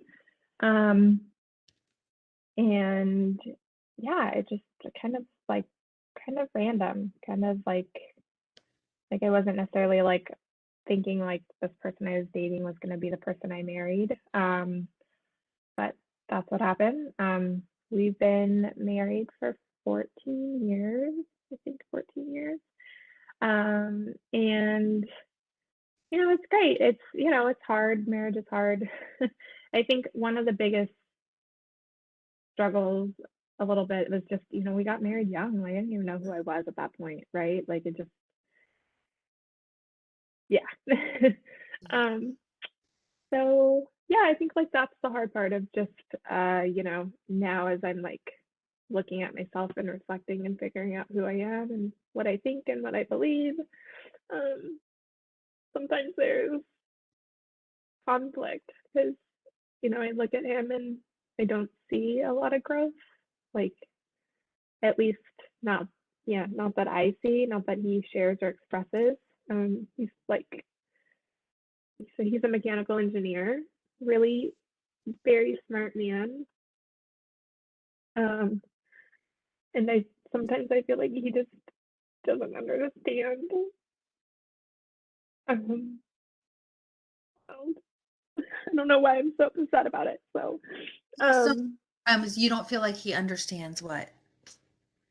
like just me and like all of the kind of emotional elements that like I'm going through and processing, and like I don't think he doesn't believe in any spirituality, like um yeah, any of that, like from his lens, the world is very black and white, right? So math problems, there's a solution, right? It's this way or that way, there's no gray. And I fundamentally don't believe that, right? I think the exact opposite. Um, so I think a lot of times I just feel like um, that I just can't share who I really am with him because he doesn't believe it. And I also have this like sense that like trying to teach him is like not a role I want to play. Um, So when you say let's break, I want to break all this down because this is a lot in this, okay? Um, and this is a big deal. This is a big deal. Um, so where was my thought going? First question, have you ever talked to him about feeling like you're does it almost feel like it's not safe to share with him? Yeah. Yeah. I mean, it's interesting because it's not, yes, that's how I feel, but I don't know. It's not that like any harm would come, No, right? Like, it's like emotionally. Like he's not going to yeah, be there for you. He's not going to support you. yeah, totally. Okay. That's what I meant when I said unsafe. I don't mean like he'd harm you. Okay. Yeah. Um, so so you married a guy who's like your parents and your grandma who doesn't support you, right? Right? Where it's not safe to I be mean, yourself emotionally. yeah, I mean, from an emotional perspective, yes, it's so fascinating because I think there's so many other levels that like he's the exact opposite of them, and like I can see why, you know, I chose him as a partner. Right. But yeah, I think from an emotional perspective, and yeah, totally. Yeah. Yeah, and that's what I'm talking about is emotionally. Like you can't Yeah. be your true self with him. Like you almost can't have a voice. Am I wrong when I say that? Like you can't speak your voice, your true voice. So have you ever tried talking with him about anything spiritually and what has he said or done as a result? Um, I haven't. I mean, I feel like I've kind of like, you know, it's like I go to crystal shops and buy crystals, and you know, like I've just kind of dabbled in stuff, and so sometimes he'll just like have just passive comments. um I part of it, like I sometimes I feel like I never talk to him about it because I just don't know about it, right? Like I'm totally interested in him and I just have like peak of curiosity, and like I mean, some people would say I'm super gullible because I just believe in, you know, the spiritual side of things. And he doesn't, right? And so like I don't have the chops to like, oh well, let me prove myself. Let me, oh, here's all this research I've done, you know, here's all these credible sources. Like I don't do that. I don't like seek out that information to prove myself. So I typically just don't say anything. Um Because you use that and same word again, prove yourself like you did with your parents. You said you felt like you had to prove yourself when you were younger, right? yeah, And now you feel like you can't prove yourself, so therefore you're just going to be quiet, right? yeah, yeah, like, and I think even that though, like it gets my goat sometimes because I'm like, I just believe in it. Like, and there's nothing wrong with that, right? Like I can believe whatever I want to believe. He believes whatever he wants to believe, but like it definitely just feels like I can't share it. And because I don't feel safe to share it, it also has some limiting beliefs on me about like, you know, further expanding into this space of like, I mean, life coaching. I mean, it's a whole nother example, but I mean, it, you know, when I told him that I was, you know, and it took me 2 years, maybe it was 2.5 years. Like 2.5 years ago, I was like, oh, I want to do this. This is where I want to go get certified. Like it was very quick for me to make that decision based off of listening to podcasts and, you know, consuming the content, and it just resonated with me so deeply. I knew immediately I wanted to do it. And then I looked into it and it was, you know, it was an investment. And so I didn't do it. You know, I sat on it for 2.5 years, and I finally just decided that like I'm gonna do it and I don't really care what he has to say about it. So I had a conversation with him and let him know that like, you know, I was letting him know because he was, you know, my spouse, but that I wasn't looking for his permission, and that I'm gonna, you know, pay for it. I'm gonna, you know, put it on a credit card and then I'll pay for it. And I'm gonna do it. And it was a really, really painful, very hurtful conversation because he, you know, he basically just, um, you know, he just told me like, you know, he didn't want me to get swindled, and you know, he tried to have me articulate like, well, what does it mean to be a life coach? And just ask me all these questions, which I get, right? Like I totally get that he's going to ask me them, but they just felt so painful because I mean, I literally expressed very clearly. I actually ended up recording some of the conversation because I wanted it for myself to be able to go back on. I don't know if that's a good idea. Anyway, whatever. But like there were some very hurtful things said that I don't know that I can ever forgive him for. Wow. So he was not open. He wasn't open to even hearing your desires and what would fulfill you and what brings you passion. I mean, yeah, I mean, he, again, because the way I framed it up was like, I'm not looking for your permission.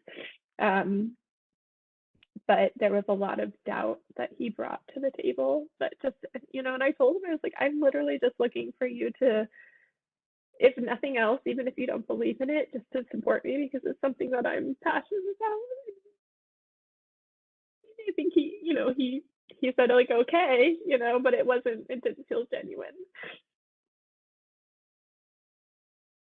So now that you're taking the classes and doing all of that, has his opinion changed, or is he just pretty much just, kind of stays out of it and doesn't ask you about it, or do you talk about it with him? So he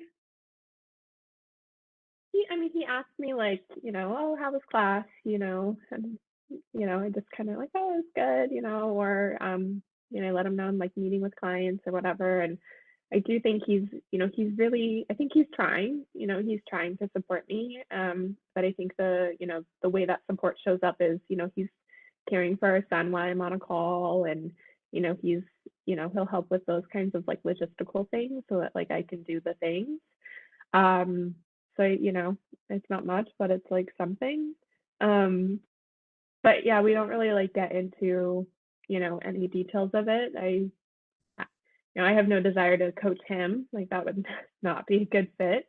And I don't really open up much about it. However, I mean, where my office is, like it's downstairs. And so I do think like he, hears at least my side of conversations when I'm, meeting with clients and so forth. So, I don't know what he thinks of it or whatever, but yeah, we don't really go into it too much. So it's almost like you have to do this. Does it feel like you're almost having to do this alone? Yeah, totally. I mean, it feels like that. It also, again, that like, so the same, like kind of proving yourself thing, like like I have a desire for this to have this be a career path for me and, have this replace my day job. And it feels really hard to kind of cultivate that when I have kind of this like negative energy of like, that's not possible. What you're doing isn't real. Like, this is a bunch of like gibberish. Like, that's not a real job. You got to work for corporate, blah, blah, blah. Right. Just feels like I'm never going to be able to kind of like do what I want to do if he's in my life. Um, But then, it's kind of that other piece where it's like you're looking at the whole thing, right? When you zoom out, it's like there's a lot of amazing things about him, and he's a great man, and I do love him, and we have a family, and, all that stuff. Mm. So has the thought of divorce crossed your mind or over? Oh, oh yeah. Yeah, Okay. definitely. And have you Yeah. guys talked about it or it's just in your mind? Um, so we did, so, um, yeah, we've gone to counseling, and this was before we had our son. I'd always had he and I had, again, we got married young. So like we had always kind of talked about and I had shared that like I wanted to have children and I was in a family of three children, so it's like I think there's so much value in having siblings and kind of learning that like, you're not the center of the world as an only child. And so anyway, it was kind of ready, I was like probably 28, 29 at this time that we're like going to counseling. And he was kind of expressing to me that like he didn't want to have any kids. And it was a real like surprise to me.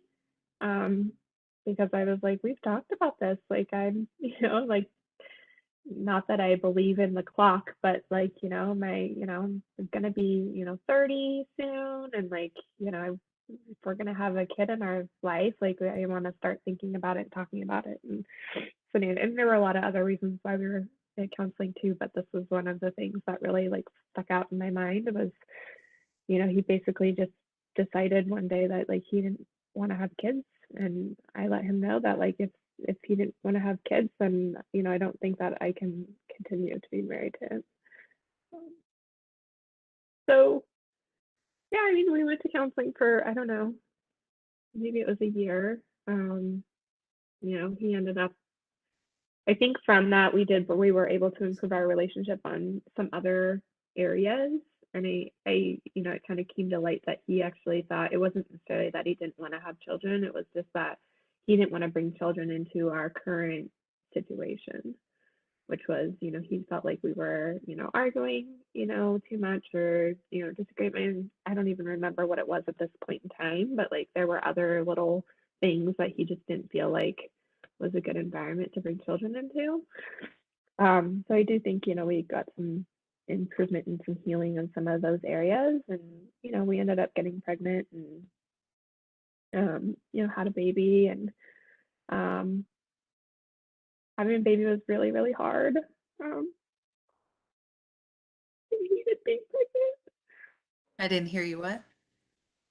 Sorry, like I just hated being pregnant. Like it was an awful experience for me. It was a high risk pregnancy because of my diabetes, and it was really, really uncomfortable. And at this time, I had actually left corporate. I'd left working in a corporate job to actually do a small business selling women's clothing. It was like a direct selling type of business, which was not something that that I'd really ever would have done, but I decided to do it, and I left my corporate job, and I left my corporate job in November, and I got pregnant in January, or I found out I was pregnant in January.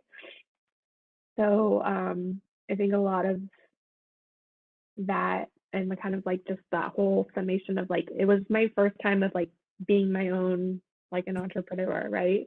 And so that I feel like ended up getting really tainted with all of the pregnancy stuff.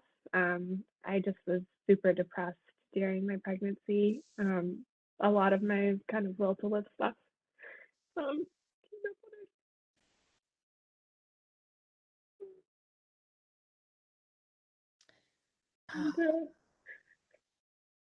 Yeah, it was like physically really challenging also. I like had like my pelvic bone softened at like month 2 of pregnancy. So I was in a lot of pain. It hurt to walk. Anyway, it was hard. So then, I had a really challenging delivery. And, our son he was in the NICU for, I don't know, like 8 or 9 days. He ended up coming home. I actually got readmitted into the hospital. I had high blood pressure and all the things. I had preeclampsia. Like, I mean, it was rough. I looked like a Michelin man. I had so much water in my body. Anyway, I just hated being pregnant. And then after, when James was there, it was really hard too. It just was dealing with like a lot of this emotion about, I didn't have a job and not feeling like I was being like productive, and just caring for a child was a lot. My husband was going to work and I would be home all day, and I was in bouts of depression at this point. So I mean, I had like during postpartum depression, I had postpartum depression, just a lot of stuff. And having a kid is hard, and you don't really know how hard it is until you're in it. And so then I had a lot of thoughts about like, I wish I didn't have a kid or regretting the situation. And then I'd have a lot of judgment of myself for that because I knew that deep down I did want a family. It just didn't. It's hard. Um, and yeah, I mean, my son is great. He's going to be 4 next month. And, it's getting better, like just a lot caring for a human when they don't, they can't do anything. So I just didn't realize how much of my life would be given over to him. Again, it's like you understand that conceptually, but I think when you're in it, it's a whole nother thing.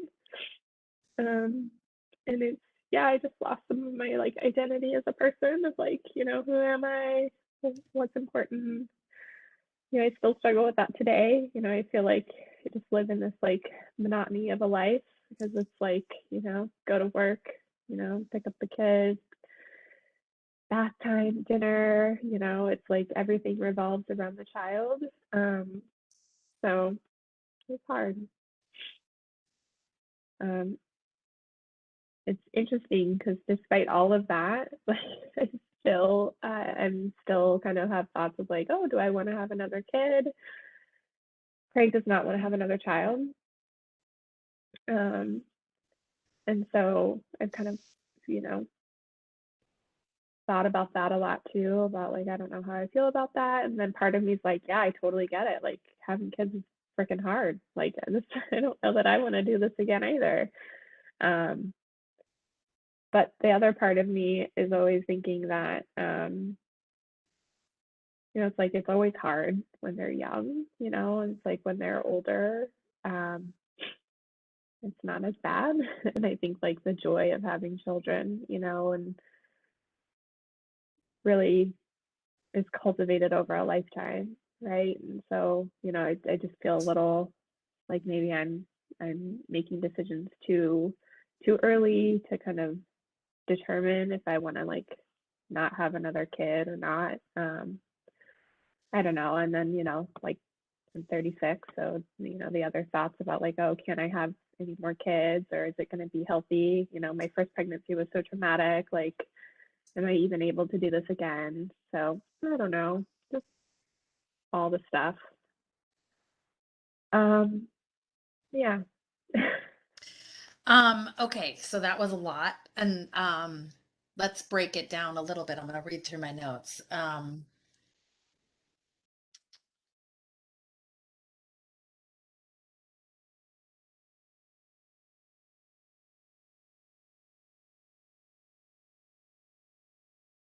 So I'm taking it that at some point during the pregnancy you stopped selling the women's clothing. Yeah, yeah. It became really challenging for me to do it was a very physical job because I would unpack clothing and have to take pictures and put them on mannequins. So yeah, I ended up kind of tapering off my work significantly, pretty much down to none. Okay. Okay. Yeah, and especially you said that you had the pain physically in your hips and or pelvic area, and then the diabetes. Um,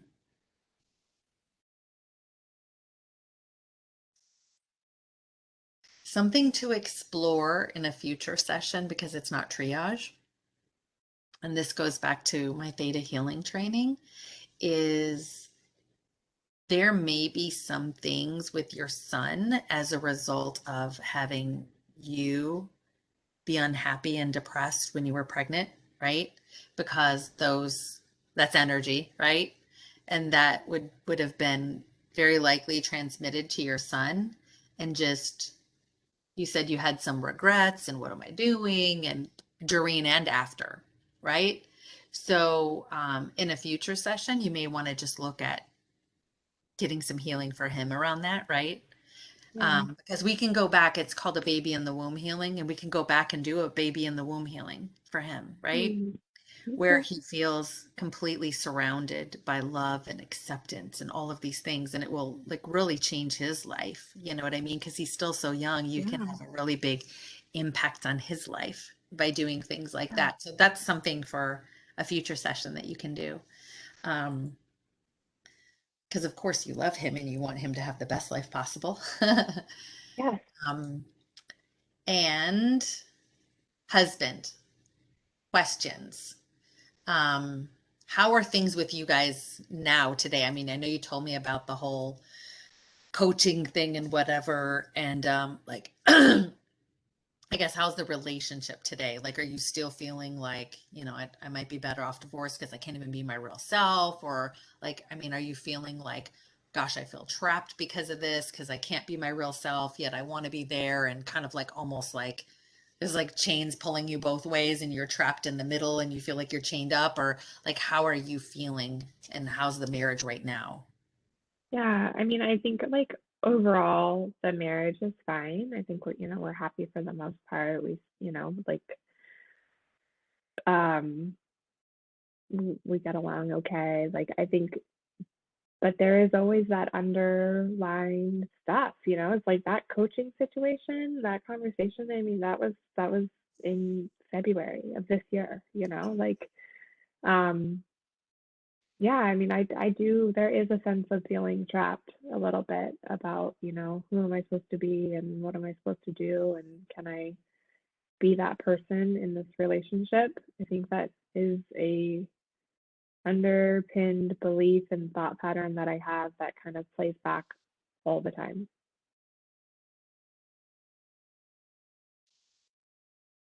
And how do you think he feels about the marriage right now?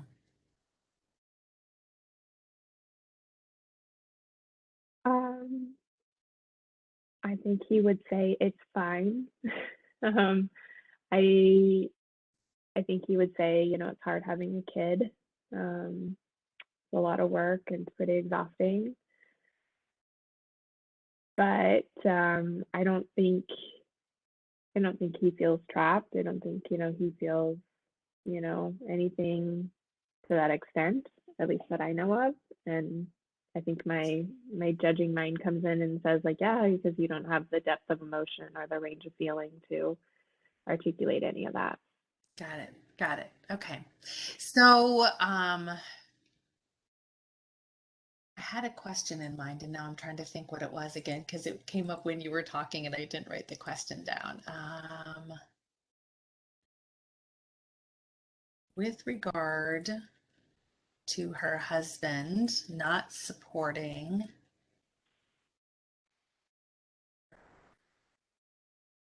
maybe I need to take the career out of it because he's not supporting with the spiritual stuff either, you feel. So let's just talk about support in general. So, she feels like she can't express or have her husband share in pieces of who she is, like with her spiritual path and her coaching career, that he isn't supportive of her.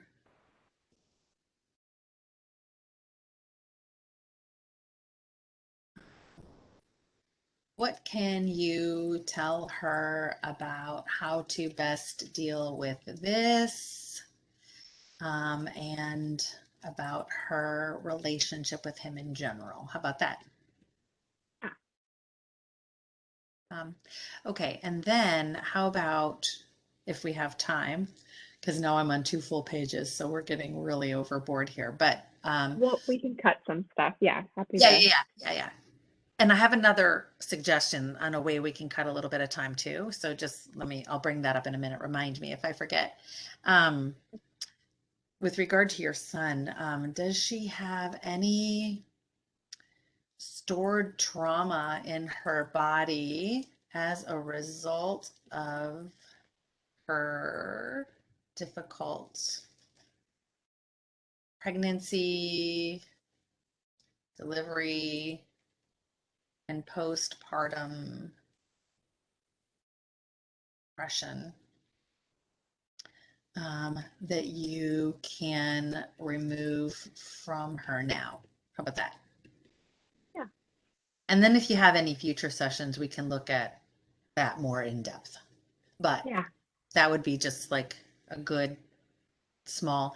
Oh, okay. So what I was going to say is, so normally I look at 2 past lives, and each past life is probably about at least 15 minutes to really look at it and look at different parts of the life. So if you want, we can look at one past life and we'll ask it to be the most relevant one that has the, most relevant messages for you in this lifetime. And then we'll have more time for questions of your higher self. Should we do that? Yeah. Yeah. Great. So that'll give us an extra 15 minutes of questions. Okay. All right. So do you feel like there's anything else you want to say about your son or your husband, your family? Um, I don't think so. I think kind of, you said for future exploration around, healing for my son. I definitely, like I think he's got that like little um temper, like anger spouts, like um, and I think my mind's starting to like, oh man, this is for me. Like, um, so yeah, I mean, overall, like, he's a great kid though. So yeah, nothing more I think for now. Okay. All right. Anything else we haven't covered yet? I don't think so. I feel pretty emotionally spent. So Oh no. um, okay. So I'm going to save this document. Okay. So here's a little bit of coaching for when you go under. Okay. yeah. So there are, what I've seen are 3 different ways that you can be when you're under hypnosis. So the first way that some people are is they're completely out of it, and they come out, I pull them out of hypnosis and they don't even remember me asking them any questions. Mm, Okay, okay. so that's number one. The second way is, and this is usually about a third, a third, a third of the people. So the second group is they kind of remember some things, and they actually might think they remember more than what they really do at the end. But then when we review, they're like, yeah, I don't remember saying that or that or that or that, right? And so they think they remember more than they do. But what that means is their conscious mind, their persona. Remember, I said there's your higher self, your authentic self, and then there's your personality or your persona, your ego. Their persona kind of came and went, right? So we're going to go into a theta brainwave state. So it's just like when you are in a deep meditation, it's the slow brainwave state just before delta, which is when you're sleeping, right? And so their conscious mind will kind of like be in and out, almost like a dream state. So they'll remember things, but then not remember other things. The third group, and this is where the coaching is really important because I won't know which one you are. I mean, sometimes I can tell when you're under, um, and sometimes I can't. So the third group is where your persona is fully there the entire time. Mm, And your persona could be there just as an observer, just kind of watching things. And you're fully conscious and aware of all the questions. So like for a quick example, like my daughter, she's 14 and a half, and I've put her under numerous times. She, her persona is, her conscious mind is fully there. She's awake. She can wake up and remember verbatim what she said to each question. And so but she's not telling herself any negative comments about it while she's doing it. She's just there fully conscious and alert of what's going on, allowing her higher self to be channeled through her. Other people whose conscious mind is there, their conscious mind tries to sabotage the session. mm, And so this is where the coaching really comes in, because if your conscious mind is there telling you, you're just making this up. This isn't even real. This isn't happening. Who do you think you are that you think this is really working for you? Whatever it may be. Aren't you hungry? Doesn't your leg itch? Anything it can do to try to sabotage the session. So if that is the case, and if that's you, if you find that that's you, not saying it will be, okay, let's hope you're one or two, right? But if just in case, Just imagine that your higher self is like this ball of light and wisdom above your head, okay? And you open your crown chakra up all the way and just allow it to just flow in, right? Because it's you, it's your higher consciousness. And just allow that to come in and be channeled right out your vocal cord. It's almost like a gumball going down a gumball machine, right? You know, just let it come in. And you're going to want your answers to come really quickly. Because if you don't, if you sit there and stew on them, that's where they're going to get bogged down in your mind. And Danielle is going to judge them and interpret them and be like, that doesn't make sense. This is really weird. And you're going to say things like, well, that doesn't make sense, or this is really weird, or that looks really weird, or this doesn't make sense.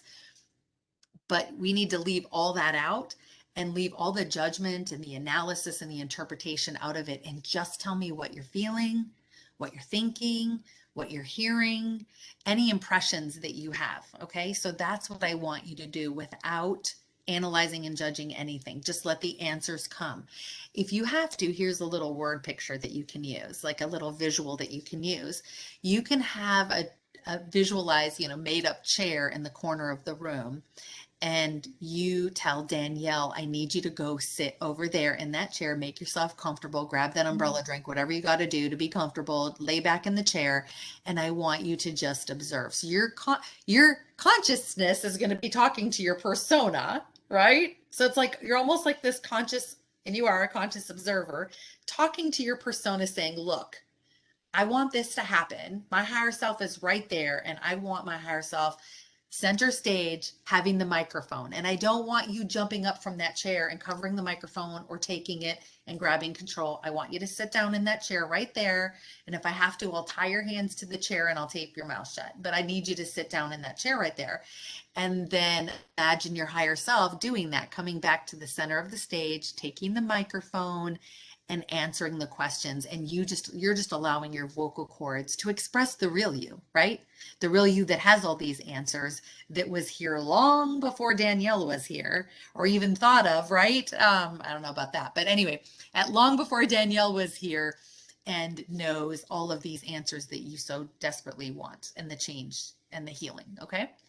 So you might have to do that. If you find yourself struggling in the session with that, to the point where it's really, really distracting you, let me know, and I'll go through that exercise with you. And we'll ask Danielle to sit down in the chair in the corner and just make herself comfortable, and let her know, look, if there's a true emergency that happens, you're welcome to jump up. Like if the house is on fire, wake me up, come and get me. But otherwise, I need you to just sit down and chill, because you have full say. All these other times, you run my emotions, all this stuff, right? I want you to sit down and just chill for this. So this is what I want you to do in the break that we're going to take now, the lunch break. I want you to have a spirit team meeting. So again, even if you feel like you can't hear from your guides, your higher self, have a spirit team meeting and call everyone in, your guides and your higher self, your angels, and just let them know you're going to be doing this session and you want their help and guidance through all of it. And just kind of make that announcement. I say that only because one time I had someone and I said, can I speak to this person's higher self? And the answer was no. And I said, no, who's saying no? And it turned out this person had this big American male, Native American spirit guide that was like, no, who are you? Why do you want access to her higher self? Like, no. So I learned then that our guides are actually not with us every second of every minute of every day. And so I just always want everybody to make their guides and their angels and everyone that they're aware that they're doing this. The other thing I want you to do is I want you to visualize yourself at the end of the session.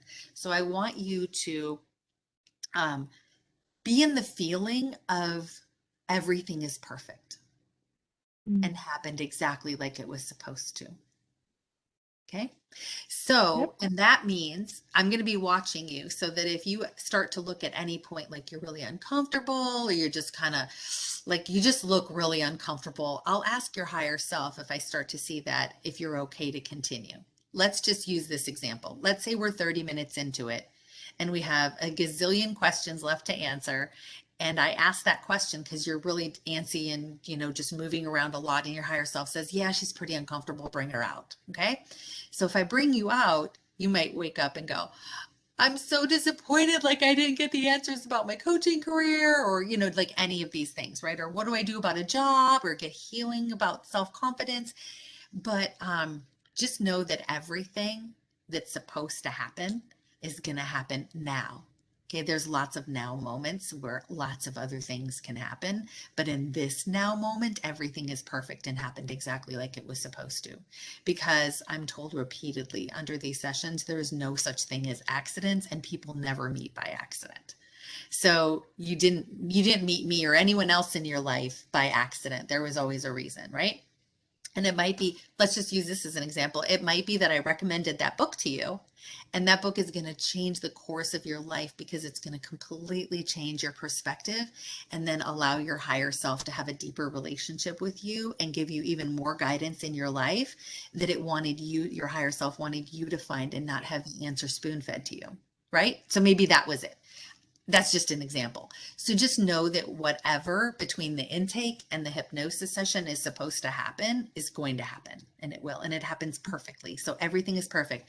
So be in the feeling of you're at the session at the end, in the emotion of just like, when you take a deep breath and you let it out, like everything is perfect, like that feeling. So just sit in that emotion just for like a minute on our break.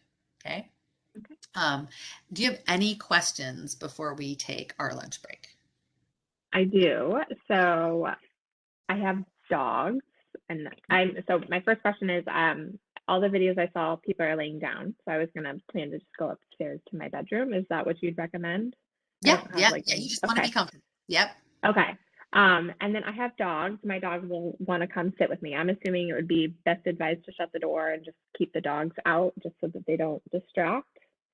Well, yeah, the answer is yes, because unless they're the type of dog that will literally, for sure, will just lay at the bottom of the bed and will not even remotely disturb you. But if there's a chance that your dog would, so I have two dogs, one would never do that, and the other one would not even think about bothering me, right? Yeah. Like I could lay there for 5 hours and the dog wouldn't even budge. So if it's that type of dog, it's fine to have that dog in, but if it's not, you don't want to, because I actually had a woman get woke up twice by her dog, but her dog actually physically opened the door and came in and jumped on the bed and pulled her out of hypnosis twice. So that was like challenging, but yeah, otherwise, yeah, if you can, are they going to stand outside the door and howl if you don't let them in? No, No. no, they'll be fine. Yeah. Okay, great. Laying down is good. And you want to have a good pair of earbuds. Do you have a pair of earbuds? Yeah, I have some in right now. So yeah. Okay, perfect. Yeah, this sounds perfect. And then how long are we doing a break? Okay, so I'm going to go ahead and turn off the Should we come back? recording so we can talk Yeah. logistics. Sure. So I'll just say for everyone watching, make sure you come back and watch part 2, which is going to be her actual hypnosis session. And thanks for watching her intake.